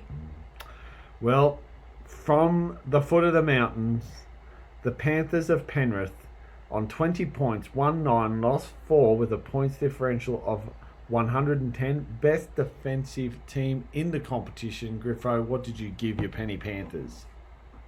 I'll give them a B. 9 wins, 4 losses, and the 1 bye. 20 points, so sitting in the top 4. Their win-loss ratio is obviously a little bit lower this year than the corresponding times over the last few years where they've pretty much dominated most teams. The roster is not as good as it was. It's pure and simple that in the past they've been better able to cover for Origin.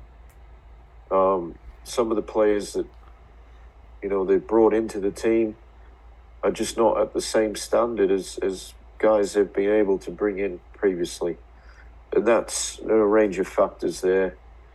You can't keep losing high quality. I mean, they lost Stephen Crichton this year. Spencer Leniu. Yes. Those players are State of Origin players. And not just State of Origin players, they make a difference in State of Origin. Yeah, they're world Crichton's class. a champion. Like, he's, you almost call him the king of grand finals. Like, over the last few years, he's been enormous. And he's getting better. And the guys that have replaced him are nowhere near that standard. They had a guy that was doing a pretty good job, actually, who's now been, he's going to be sacked from the club. Yes. I don't understand why someone can be that dumb to do not just, what he's got to be going before the courts for, but a range of things that saw the club basically say enough's enough, and they're going to rip up his contract. And he's been one of their best players this year. Yeah. I mean, credit to the club. I support it 100%. But when you're in a salary cap situation, you don't want that sort of thing happening. No. But long term, you just can't accept it. And they haven't accepted it. And they've turned around from a club that was not well run for a number of years to a club that, is up there with, the Roosters, the Storm as being highly professional organizations that success is expected. It's not hoped for. And I applaud what they've done. On the field, there's been some games where they've been outstanding, and there's been some games where they've got over the line but not played well. Now, we've talked about a few other clubs that have done similar or haven't been able to get consistency and get the 2 points. That's why the Storm are in their number one position. That's why the Panthers are 3, because they've won games that, they haven't been at their best.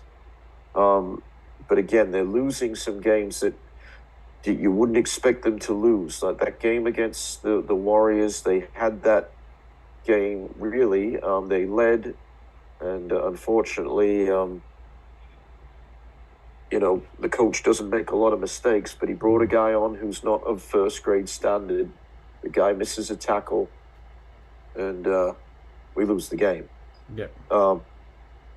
The St. George game, they got dominated in the second half. We didn't talk about that one, but they had the game under control at 10-0. They weren't playing well, but they had the game under control, and then they were very poor in the second half without the Origin players. Saints were missing players as well, don't get me wrong, but that comes back to my initial argument that the depth of talent is not there as it was in previous years. They have surprised me in some games, like the Roosters game, where they beat pretty much a full-strength Roosters team. I didn't even tip them in that game. And the Sharks game, after the poor game against the Warriors, they came out and smashed the team that were on top of the ladder. So when the whips are cracking, they're going to be there. But in semester one, they've not been at their best. But it's still enough to have them in third spot, and it's not an A, no way.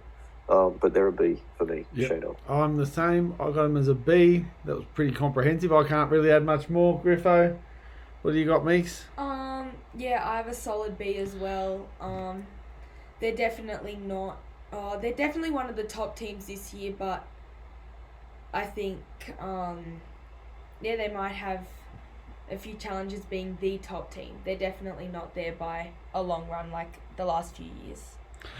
I think there's a vulnerability there, Shane. The and Mieke, the other teams would now see, and I think their defense out wide is just being targeted because they've got St. George hammered it.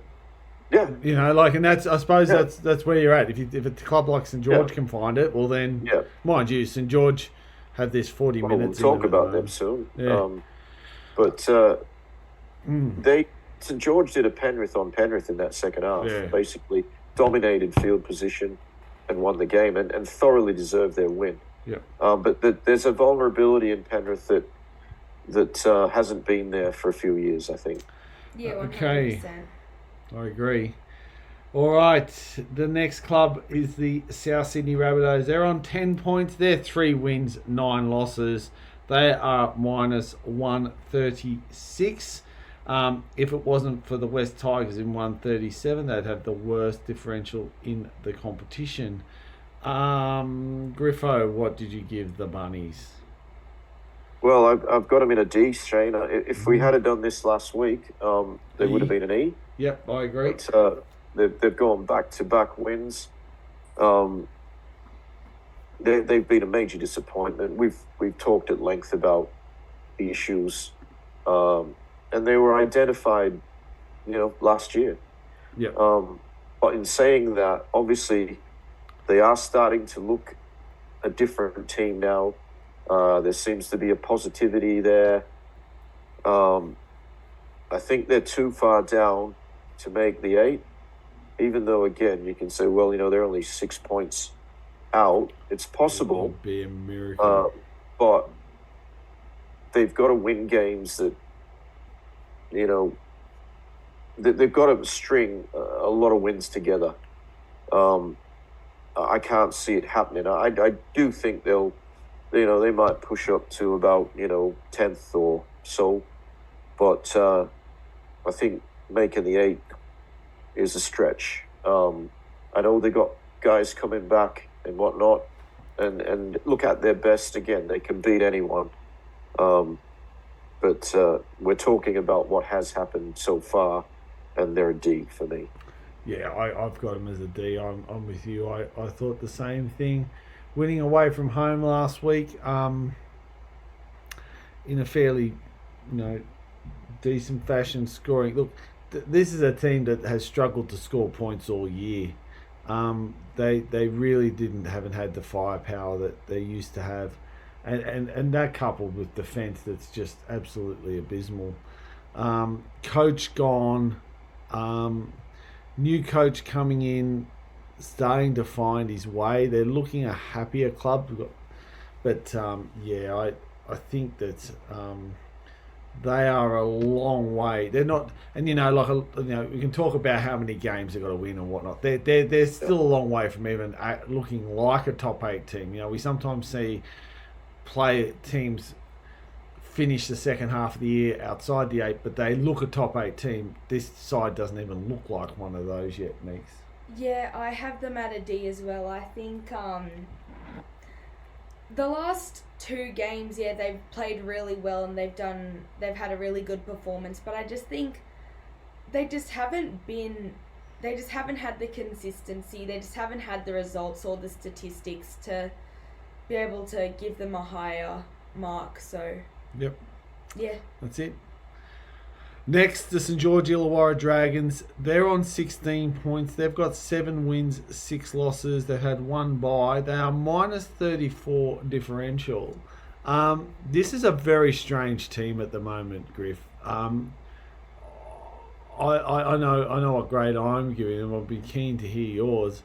On the surface, it might appear a bit of a no-brainer, but this is a very, very strange football side at the moment. Yeah, look, I didn't think they'd win 7 games all year, Shane. Yep, I'm with you. I had them at the spoon, like before the season started. I thought they spooned.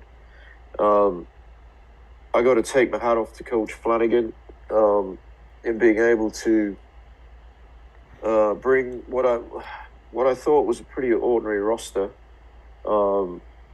to get the best out of them. Not every week. They're inconsistent. They've been hammered in a number of games, hence they're minus 34, even though they've got a better than 50 win ratio. 60 to 18 against the Roosters did not help. Yeah, they got smashed by the Bulldogs as well. Dolphins 38-0. Yeah, well, that's unbelievable, really. But on the flip side, they've beaten the Panthers. They've beaten some good sides, and they've won more games than they've lost.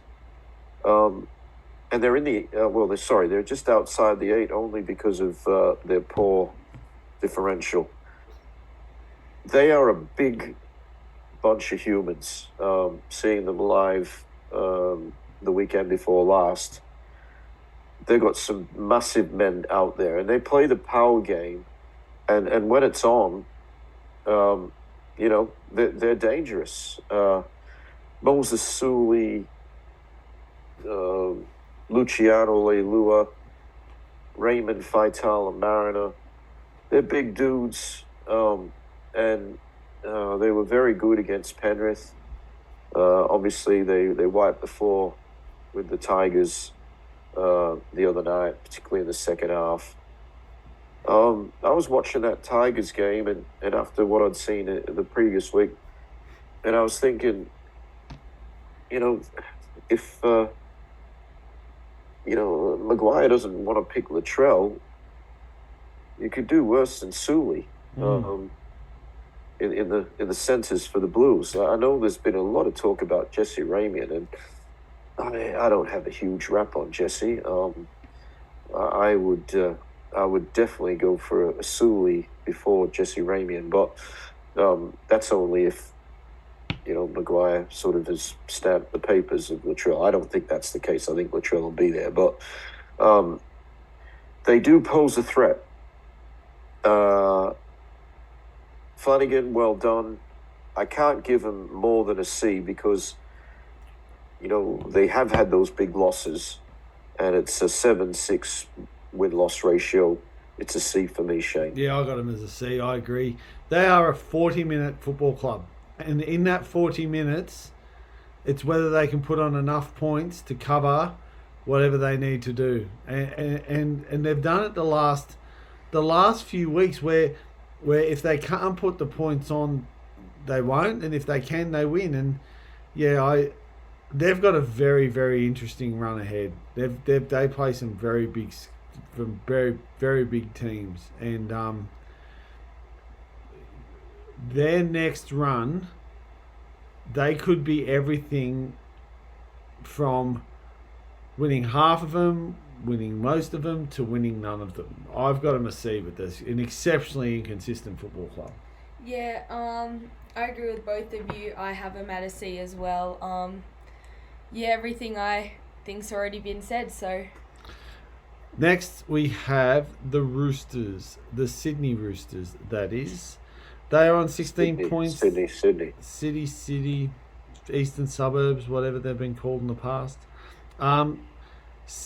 They are 16 points, 7 wins, 6 losses, 1 bye. They have a 133 differential. I think it's the healthiest in the competition.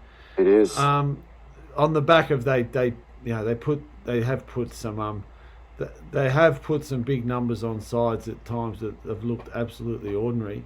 In saying that, though, they're a team that haven't exactly set the world on fire themselves. They've put big points on when they needed to, when it's called upon, but they've also lost some games which you'd think surprising, considering that this is a team who most are considering this. Most are looking at this team top 4, possibly in the grand final, best roster on paper, but they haven't exactly set the world alight in this part of the year. Well, Shane, I don't know if I have tipped them every week, but I've got a feeling I probably have. I think they're better than anyone else. Yeah. In terms of when I look at the team that they have, the roster is... It's phenomenal. It's the best. And when they're on, they, I think they get 2 swords out to chop off their heads, not just the one. They don't just put a team to the sword. They got 2 swords flying around, but they're not always on. I saw them against Penrith, expecting a Roosters victory, and that was Thursday night. The scoreline might have been only 6 points difference at the end, but they were worlds apart. 22-16. Penrith dominated that game. Yep. And there's been a host of other games where they've just had surprise losses. They started the year really... They've had 2 wins over the Broncos. And I rate the Broncos highly. Roosters have beaten them twice. But yeah, they've lost to teams that they were not expected to lose against. I've got them as a C because they're only just above 50% win-loss ratio, irrespective of the fact that they have the best differential. The differential only comes into play, when you're equal with points as other teams. And if you keep losing games, you're not making the top 4. Yeah. They should be a top 4 team. I believe, they probably will still get there. But they're just losing games that I don't expect them to lose. So I can't go bigger than a C. I've got them a C too. I've got them a C too. I'm with you. I think that there's game. They are middle of the road. And I'm telling you now, I think this Brandon Smith standing him down for a game, I think this is the tip of the iceberg for that young man. The Roosters never, ever air their dirty laundry. They always deal with it in-house. Uncle Nick sorts it out. For this to go to the papers and be made an issue, I think we're starting to see maybe... the squeeze is on. What's that? Yeah, I definitely think that. I definitely think so. And I think a lot of it comes from Robinson right through to Nick Politis probably saying right now we are well below par. And we should be better than what we are. We should be better on the table. We shouldn't, that loss to the Cowboys, it's just the kind of stuff shouldn't happen. when they beat the Broncos, They, the week before that, they smashed the Roosters, and then the Sharks really came out and just felt like they just needed to score more. That loss to the Dogs, the 30-26 loss. It's like when the Roosters are going well and everything's going well for them, they'll win by 40. The minute the Roosters have to get in the grind, they can't handle it. They can't handle the heat. So, I've got the Roosters at a C, Meeks. I have them at a C. I have them at a high C, actually, just because they've had some great games. They've had some great wins as well, but they just haven't. Yeah, they've lost against sides that are easy wins and easy targets. All right, last one. Isn't that funny? We went alphabetical and it's still the last one. The West Tigers, Griffo. Well, let's have a look at them. They are... hang on. Oh, my stats are just chucked a wobbly. No, come back. There they are. They're 8 points. They have won 2, lost 10.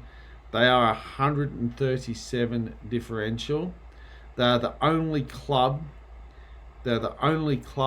in the competition to have not scored over 204 points. They can't score points. They have the worst differential. There's the second worst defence against the South Sydney Rabbitohs, and that's not saying a lot. The West Tigers, interesting stat I heard today. Yeah. They've lost 50 of their last 60. Oh. That's insane. Like that's almost saying to your fans, mate, we'll give you your membership for nothing. We've had to sit through that. Griffo, what do you got the Tigs? Well, excuse me. You mentioned they're the only team to something or other, and I've got another stat.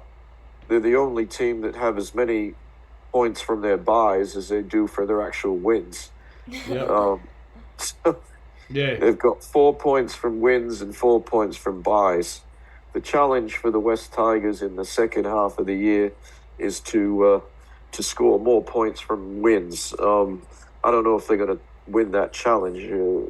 That means they've got to get more than one win. We've talked about them for years. The personnel changes, the coach changes, the chairman changes, everyone changes. But what doesn't change is they're still shit. Apologies, Mieke, for using language there, but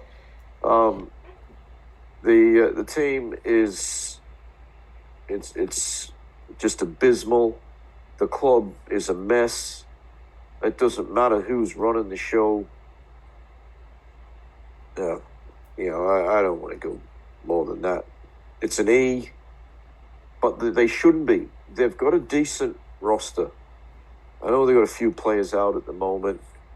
They got talk of players want to get out of the place, and realistically, and whether or not it's true, this thing that Galvin said, going around telling people in the dressing room, can't wait to get out of the joint.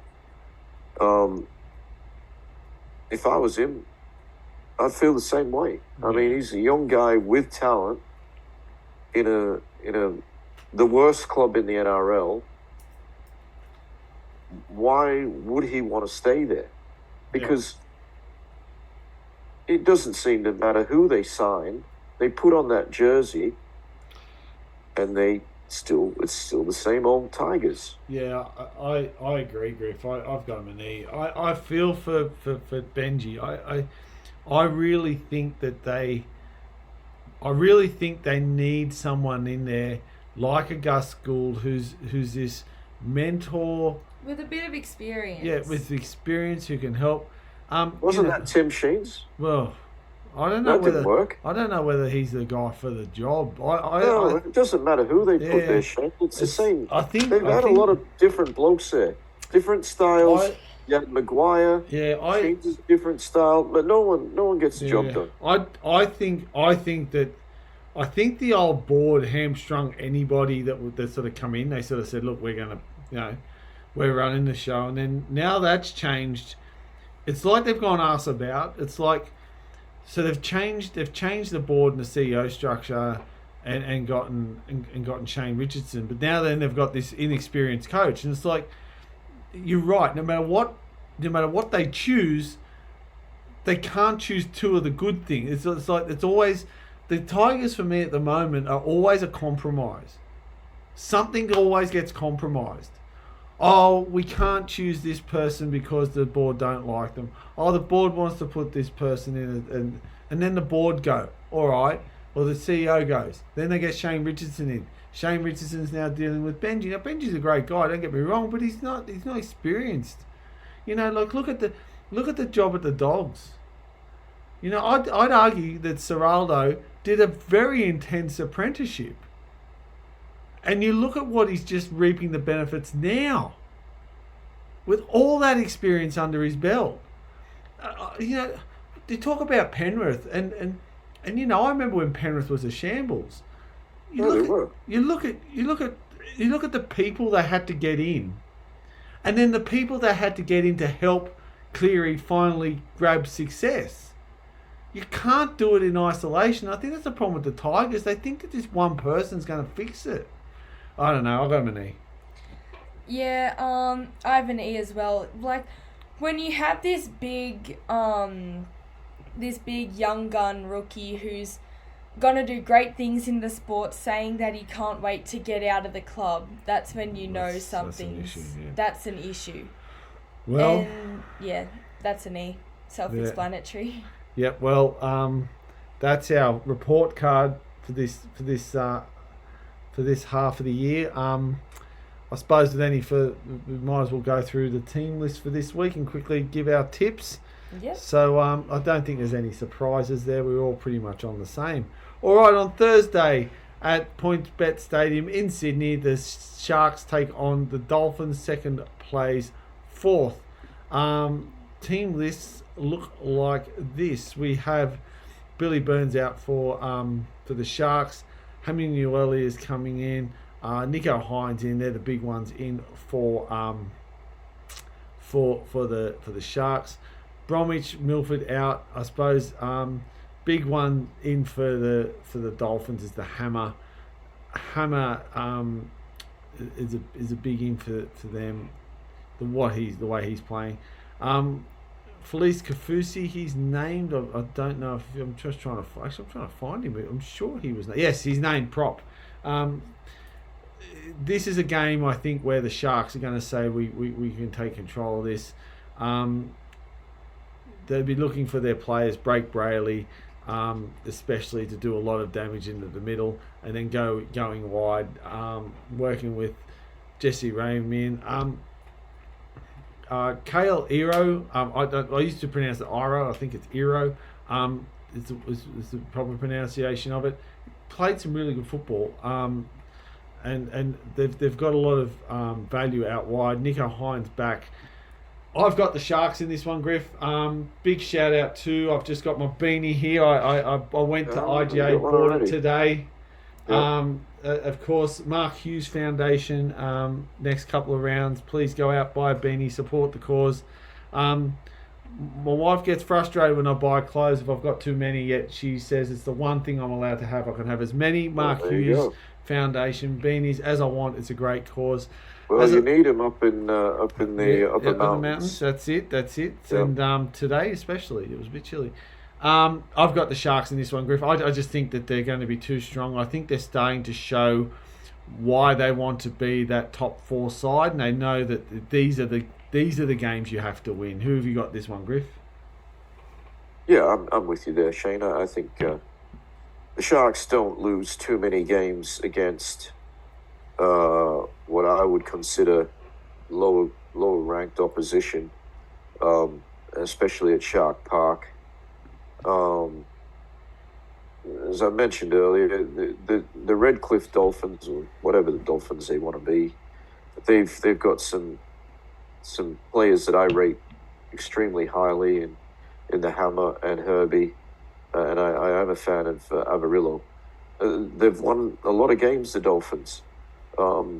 If they can, take the Sharks down, they stay in the top 4. Yep.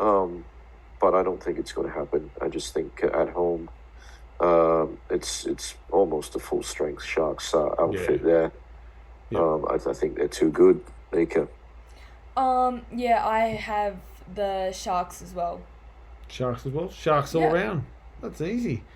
On Friday, 14th of June at 6 o'clock at GIO Stadium in Canberra, it's the 5th place Raiders taking on the 12th place Cowboys. I just thought Shibasaki, he seems to he's getting a run everywhere. He might. There's a couple of Shibasakis. There's a couple of Shibasakis, and he's even getting a run. He's been on the extended bench. The Jamal kind I'm talking about now. For those who don't know, he's been sort of there or thereabouts. I think he played when they might have had a win a couple of weeks ago when he was played, when the Origin guys were missing. I suppose Jordan McLean in, Talangi in, Jake Clifford out though for the Cowboys. For the Raiders, big one in Hudson Young. Hudson Young coming into the side, and also everyone else sort of named on the extended bench. In Canberra, it's always a different beast to go down there and beat the Raiders. The Raiders really need to, if they want to win this game, look after the ball handling and look after the simple things well. Shout out to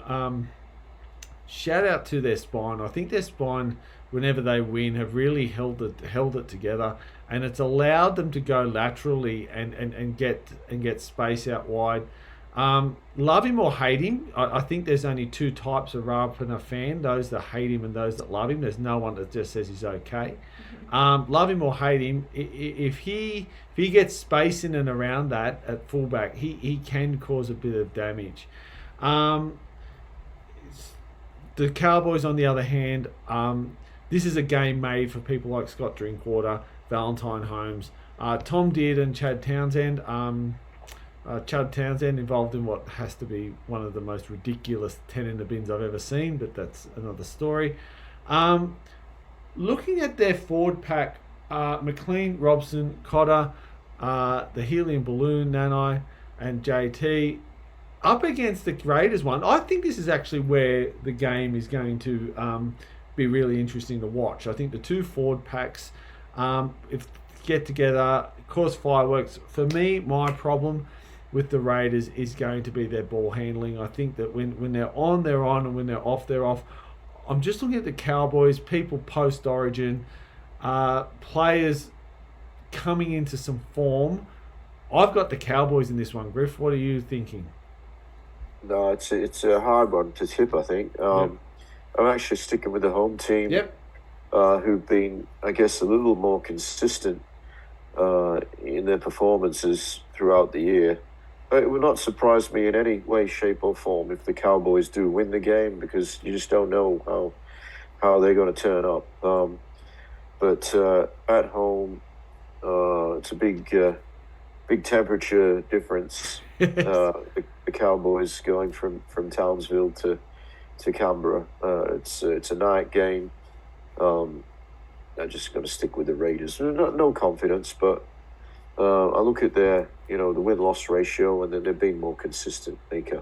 I have the Raiders for this one, so I think it's a must-win for them. So going for Sticky's team. Yep. All good. At Acor Stadium on Friday, 8 o'clock sees the South Sydney Rabbitohs take on the Brisbane Broncos.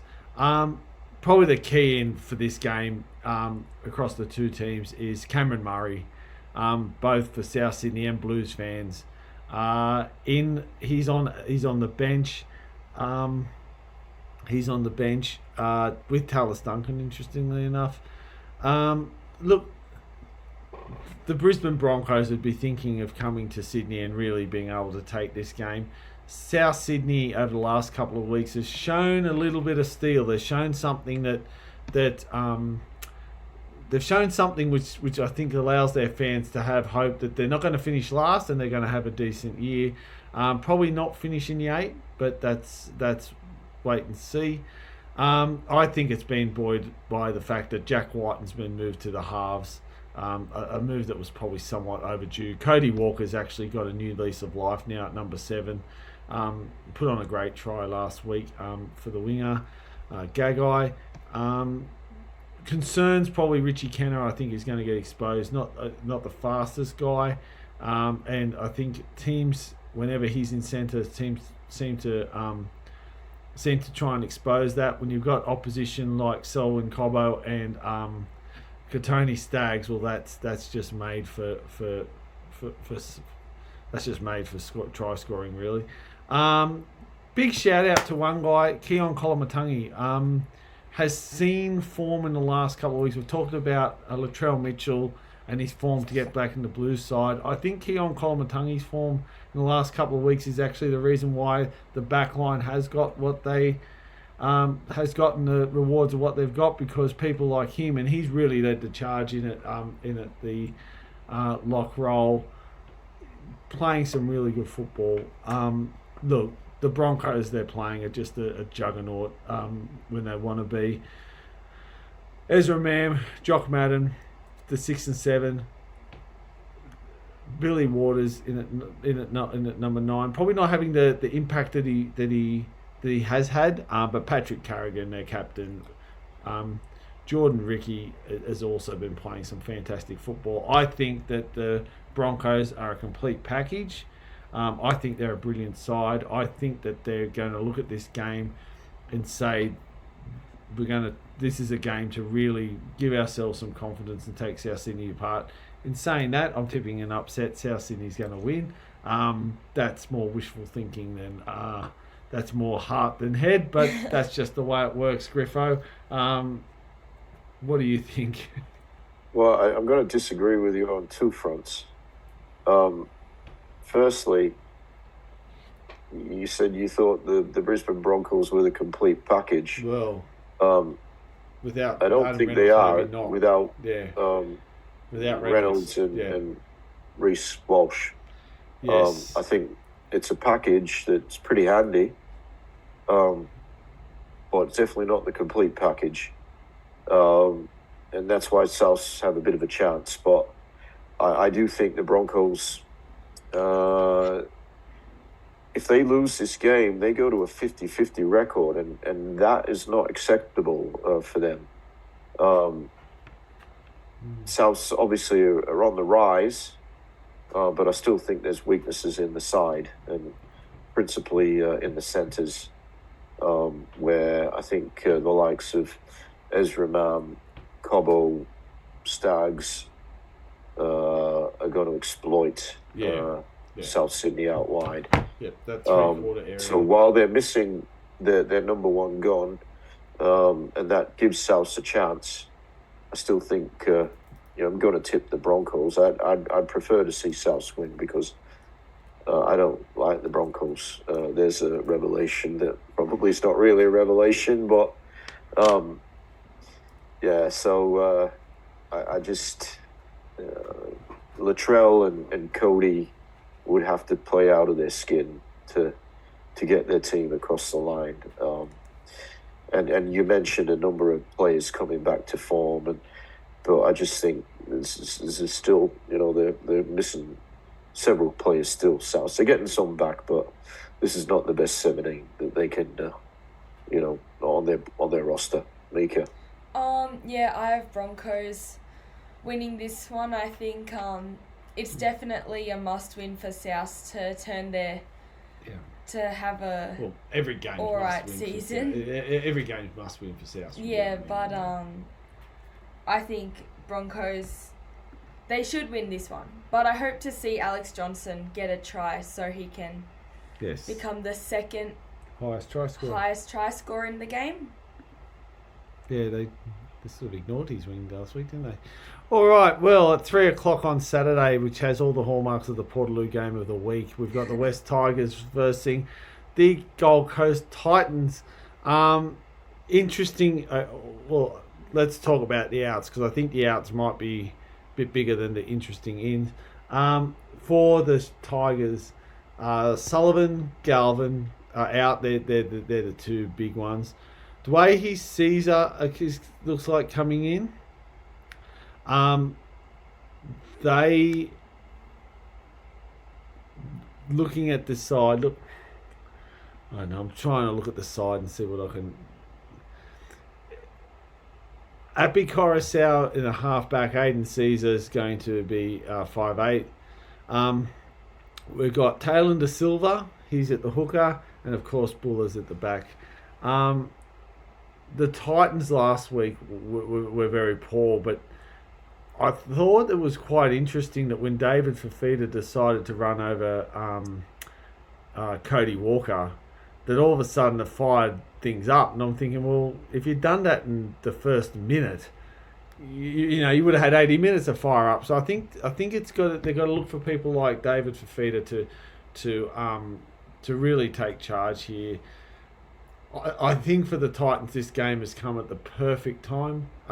Last week really was a disappointing game at home for them. In saying that, the Tigers, they're playing at Leichhardt. If there's ever a chance or an opportunity for them to really come up, they can do it. I've got the Titans winning this one, and I really think that the Tigers are going to struggle. I think that someone like Fafita, that's David kind, not the Jojo kind. They're just going to run all over him, and I can't really see anyone in that forward pack,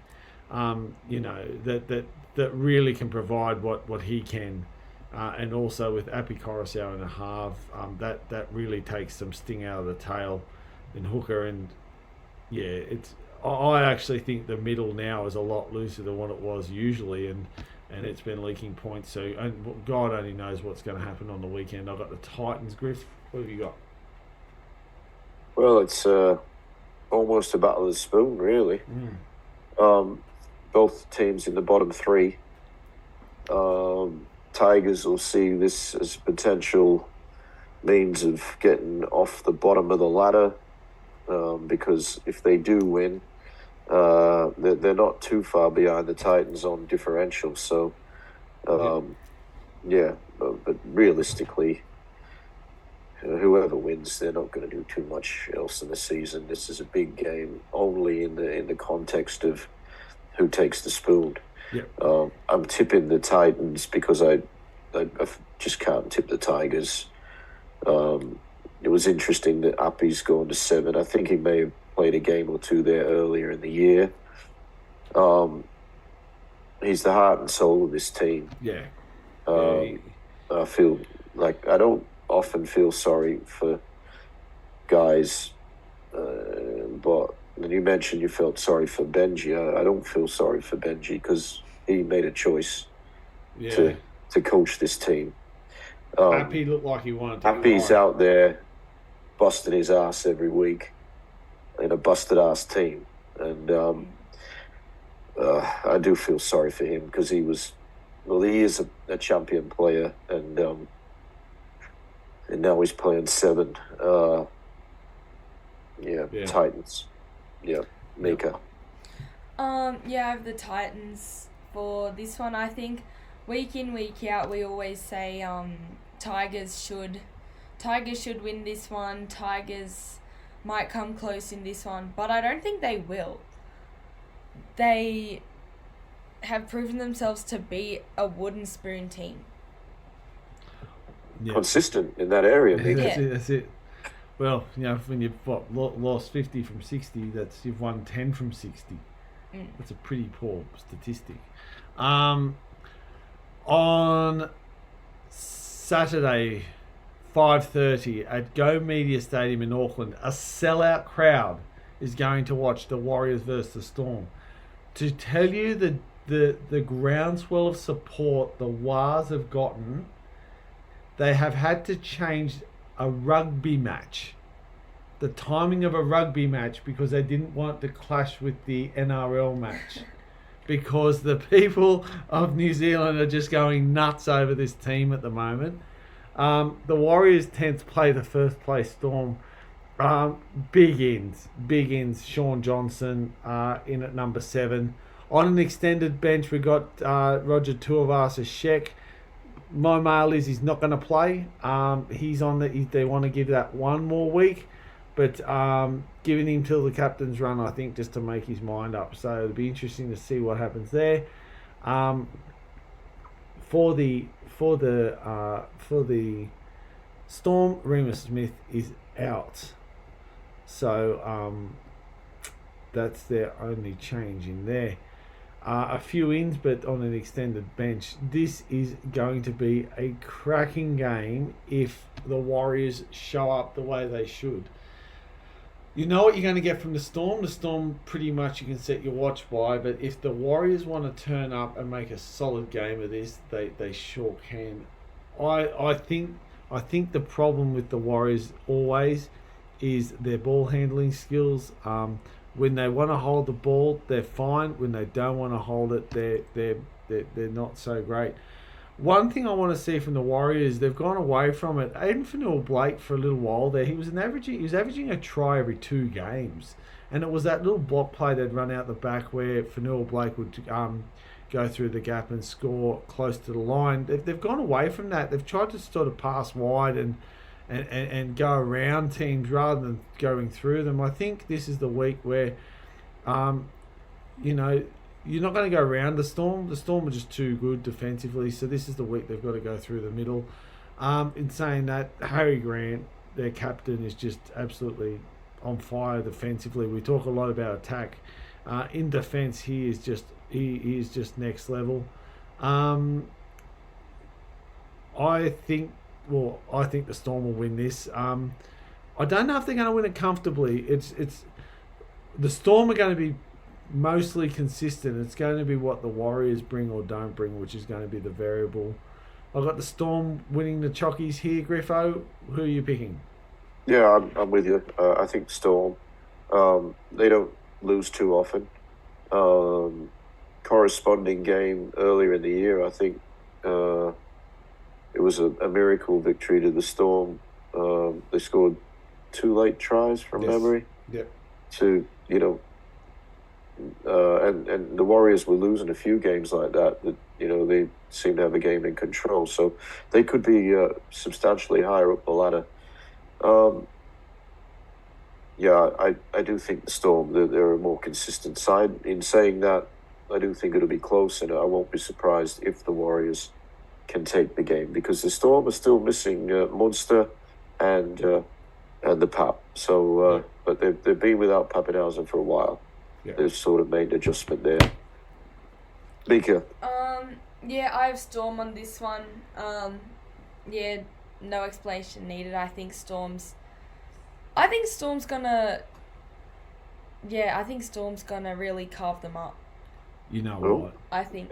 They'll tear the house down if the Warriors win. But did you guys watch the game the other day with the Warriors? And I forgot who it was, but there was a send-off because... Oh, yeah, because he threw... It wasn't even a peg at his head. It was... He didn't belt the ball. No, didn't peg it. He just lightly threw it in his direction, and it just happened to hit his head. Townsend didn't even know it. Townsend just got up. He just got up like it... Yeah, he didn't even realise it happened. That was the worst sin bin I've seen in a long time. Why was that 10 in the bin? Yeah, that was horrible. Can't answer that question. That was ridiculous. It's one of those questions in life I just can't answer. There's lots of them. Yeah. 7:35 on Saturday, last game of Saturday. It sees the Parramatta Eels take on the Sydney Roosters. This is happening at CommBank Stadium at Parramatta.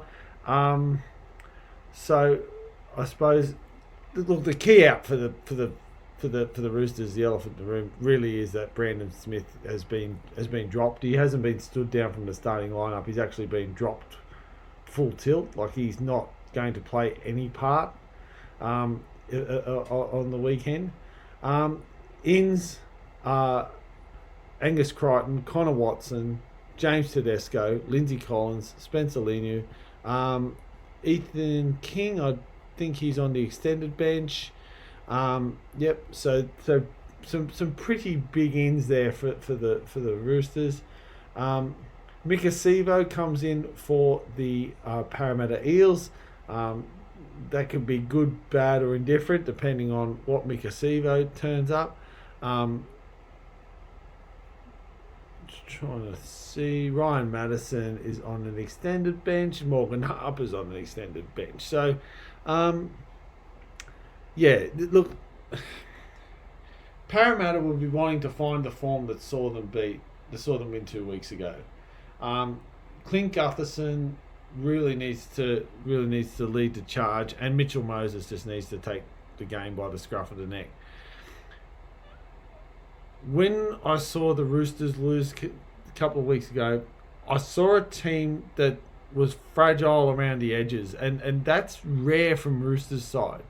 You know, a Roosters side that's had Daniel Tupou on the wings for many years, who's got a guy called Dom Young, and when Dom Young probably didn't have his best game, it just exposed that edges, and it exposed the value an opposition team can have down that corridor.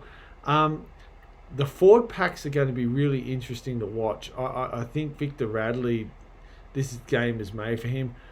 Angus Crichton, in my opinion, probably, if I was creating a team of the semester, Angus Crichton would be one of my second rowers. He's been playing some very good football. The benches are going to be interesting. I look at the two benches and I just think that I look at Parramatta's bench and then I look at the Roosters bench and I'm just thinking far out that they're chalk and cheese. The Roosters bench looks so strong. For that reason, I've got the Roosters winning this game. I don't think they're going to. I think CommBank Stadium, Parramatta are hard to beat there, but I just think the Roosters off the bench will just have too much class. Griff? Yeah, I agree with pretty much everything you said there. Particularly that last sentence that I think the Roosters probably got a little bit too much class. It's a must-win game for Parramatta. They sort of really lose touch with the pack if they drop another game here. I rate the Roosters much more highly than the Bulldogs, and the Bulldogs did a job on what essentially looks like pretty much the same 17 apart from Seaville. So I'm backing the Roosters. They have to win too to basically stay in touch with the top four, or they drop, because that would give them 50-50 if they lose this game. It's a possibility if Moses, Dylan Brown, if they have big games, Parra could score tries. Seaville's back. He's a noted try scorer at CommBank. But you got on the other side a couple of noted try scorers in Tupou and Dom Young, and I think they probably. I just think the Roosters basically. Yeah, they're a better team. Yeah, and yeah. I agree. I was just thinking big game required from the Parramatta hooker if they to go be anywhere near this. Brendan Hands, he's going to have a lot of traffic come here. He's going to have his hands full. He's going to have his hands full. Meeks? Yeah, I have the Roosters there in that 6th spot at the moment, and yeah, I definitely think they can beat the Eels. Do we think the sword's coming out? Going to put him to the sword? Yep. Yep, going to put him to the sword. Big win. Okay. Big win, I think. Put him to the sword. It wouldn't surprise me to be honest. And that's it. When they win, the Roosters are it should be a big win. Yeah. Okay. Really? Okay. I think it should. At 2:00 on Sunday, sees the Seagulls but take on the St George Illawarra Dragons. We've got Josh Alloway. I was trying to think of old mate. Love. What did he call him? I can't remember. Oshiole. That's it. That's the one. He's out for the Seagulls. Which I think is pretty big. Olakawatu named in its second row. I would maybe think that there's a bit of a cloud over that one too. Definitely a cloud. Yeah, interesting. He's named. I thought they weren't going to name him. But anyway, they have named him. But if you look, it gives them the opportunity. Gives them the opportunity. Play him. If they don't name him, he's not. He's not playing. So they're probably two of the big issues that they've got in at the club. For the Dragons, they're pretty much business as usual. Michael Molo, he's named Francis Molo. He played the other week, didn't he? No, Michael Molo. There's two of them. That's right. Yeah. So he is on the extended Francis bench. Is in the 8 and Michael's in the 19. Extended bench. That's it. Yeah. It's all right. I was listening to something today where they said something different, but that's all good. This is going to be an interesting game. They all are, but this one's going to be particularly. It's going to be interesting to see what the Dragons do and if they can play a 60-minute game or an 80-minute game, because they can play a 40-minute one damn well. I think they're. Zach Lomax on the wing. It's funny. He's leaving this club because he doesn't want to play on the wing. It's clearly his best position. He's just brilliant there. If he has the kind of game he had last week, he could produce some very big headaches for the Seagulls. The forward packs are going to be. They're going to. It's funny, they don't negate each other, but it's going to be interesting to see how they play, because I'm gonna shout out here, and we know he's a fan favourite. Tom Eisenhuth has got this. I think what he's actually done, and I think he had an injury a couple of weeks ago where he was missing a couple of tackles. It's like him at lock. He binds this team together. Like it's almost like he tells the forwards where to be and what to do, and they seem a more structured forward pack than I've ever seen them before. Jaden Sewer proven that with what he got in Origin. They're playing a very good forward pack as well in the Seagulls. I'm really dancing around the fact I don't know who to pick here. I'm going to pick the Seagulls. If I don't know who to pick, I pick the home sides at 4 Pines Park at Brookie. I'm going to pick the Seagulls with absolutely no confidence. Looking to see Luke Brooks fire up. I think we saw it early in the year. It's probably gone off the boil lately. I want to see Luke Brooks do something big on Sunday, Griff. Yeah, I'm very similar, Shane. That I'm not sure who's going to win this game. The Dragons are playing with some confidence, and the power game, when it works, is very, very good.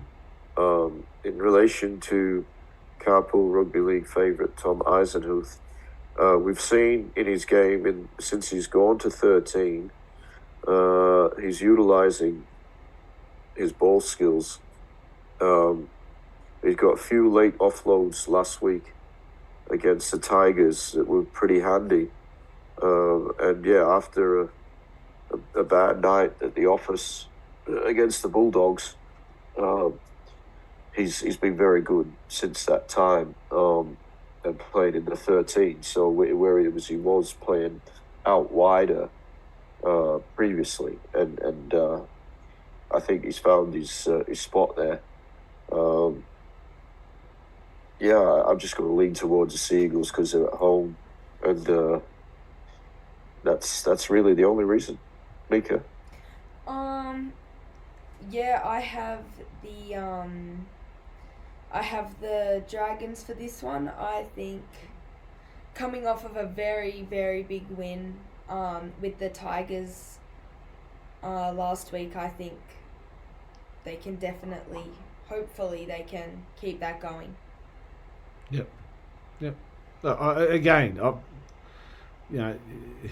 It's tough one to pick. If you take the finish of one game and throw it into the start of the next, well then you might, who knows? But consistency is the problem with the Dragons, isn't it? Yeah. Well, at 4:05 on Sunday, last game of the round at McDonald Jones Stadium in Newcastle, it sees the 13th place Newcastle Knights take on the 3rd place Penrith Panthers. Ins, I suppose, for both sides. You have big one, Bradman Best, Daniel Sasai-Fidi coming into the Knights team. For the Panthers, we have Brad Schneider, Dylan Edwards. Great to see Dylan Edwards. Named at fullback. As a Blues fan, I'm excited to see what he can do. Not that I think he'd be brilliant against the Knights, but more for the Blues. I'm sort of thinking that. Liam Martin named on an extended bench. Griffo, you might be able to give us a bit more info on that one, on whether he's going to get promoted or not. And Maverick Guy as well on the extended bench. Dane Laurie is in at number 14. I suppose, Griffo, I'm not going to talk about the Penrith side. That's your expertise. I just think when I look at the Knights side, it's probably one of the better ones they've been able to field for quite a while. But it's going to take a miracle of biblical proportions to get close to this Penrith side for mine. I've got Penrith. You tell us what's happening with the Penrith side this week, Griff. Well, I don't have any ear to the ground stuff on Liam Martin. What I do know is that if it's a risk, they won't play him. Yeah. Same Dylan Edwards. I'm surprised they named. He must be really fit. Yeah. Well, there was the thought that he might actually play last weekend. Okay. So he's right. Again, the wise decision made to give him another week. So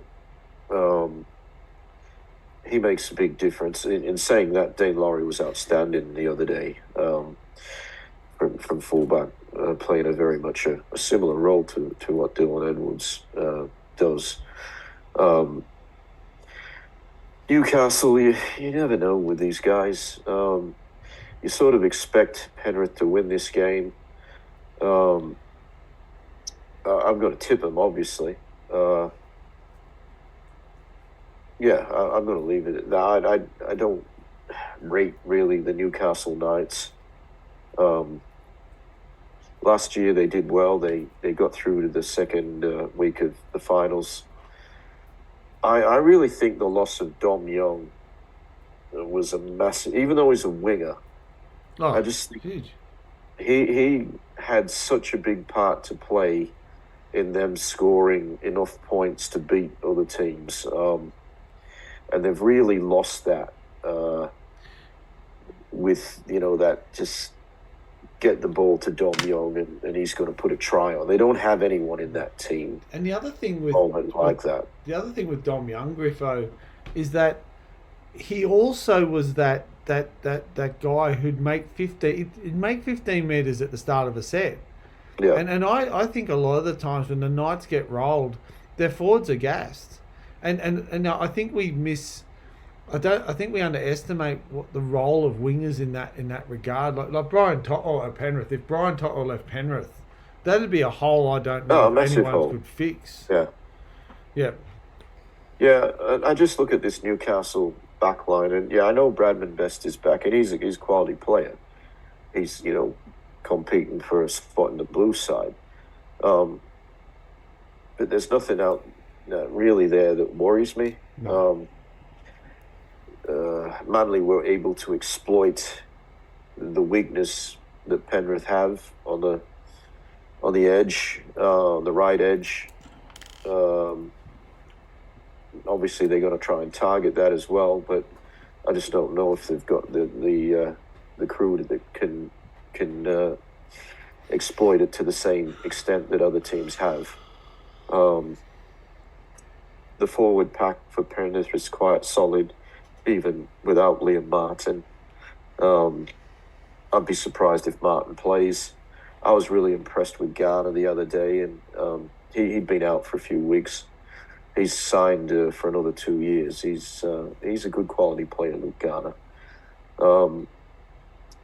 Leota and Fisher-Harris form the best combination of props in the game, I believe. But the guys that come on and replace them and play more minutes, actually, more often than not, Lindsay Smith and Liam Henry have been exceptionally good this year for Penrith. Henry in particular, I thought last weekend, he was really punching through the Manly line, and it's good signs for the future. I mean, we're losing James Fisher-Harris. I think Liam Henry will slot into the starting prop role next year. I'd still like to see a Stefano there, but I don't know if that's going to happen. But yeah, I just think Penrith too strong all round. Mieke. Yeah, I have Penrith as well. No surprise, Penrith will. I think they'll definitely dominate against the Knights. There we go. Well, and the Dogs have the bye, so that rounds out round 15 of the competition. Thank you for listening to us, guys. Griffo, thanks again. Mieke, thank you again for being a part of it. Hope you all have a fantastic week, and I hope you go out there, get to a football game, watch it on telly, and if you can, near your local IGA or go online, buy yourself a Mark Hughes beanie and support the next couple of rounds, which would be dubbed beanie rounds. So thanks again, guys. Lowe's usually sell them as well. Yep, Lowe's as well, yes. Yeah, I haven't got one yet, but I'll go get on to that. Cool. All right, guys. Thank you, listeners. Thank you, Shane, for leading us. And thank you, Mieke, for your insights, which are very insightful in most cases. Thank you. As most insights are. All right. Thanks, everyone. Take it easy. Bye now. Bye-bye. Bye.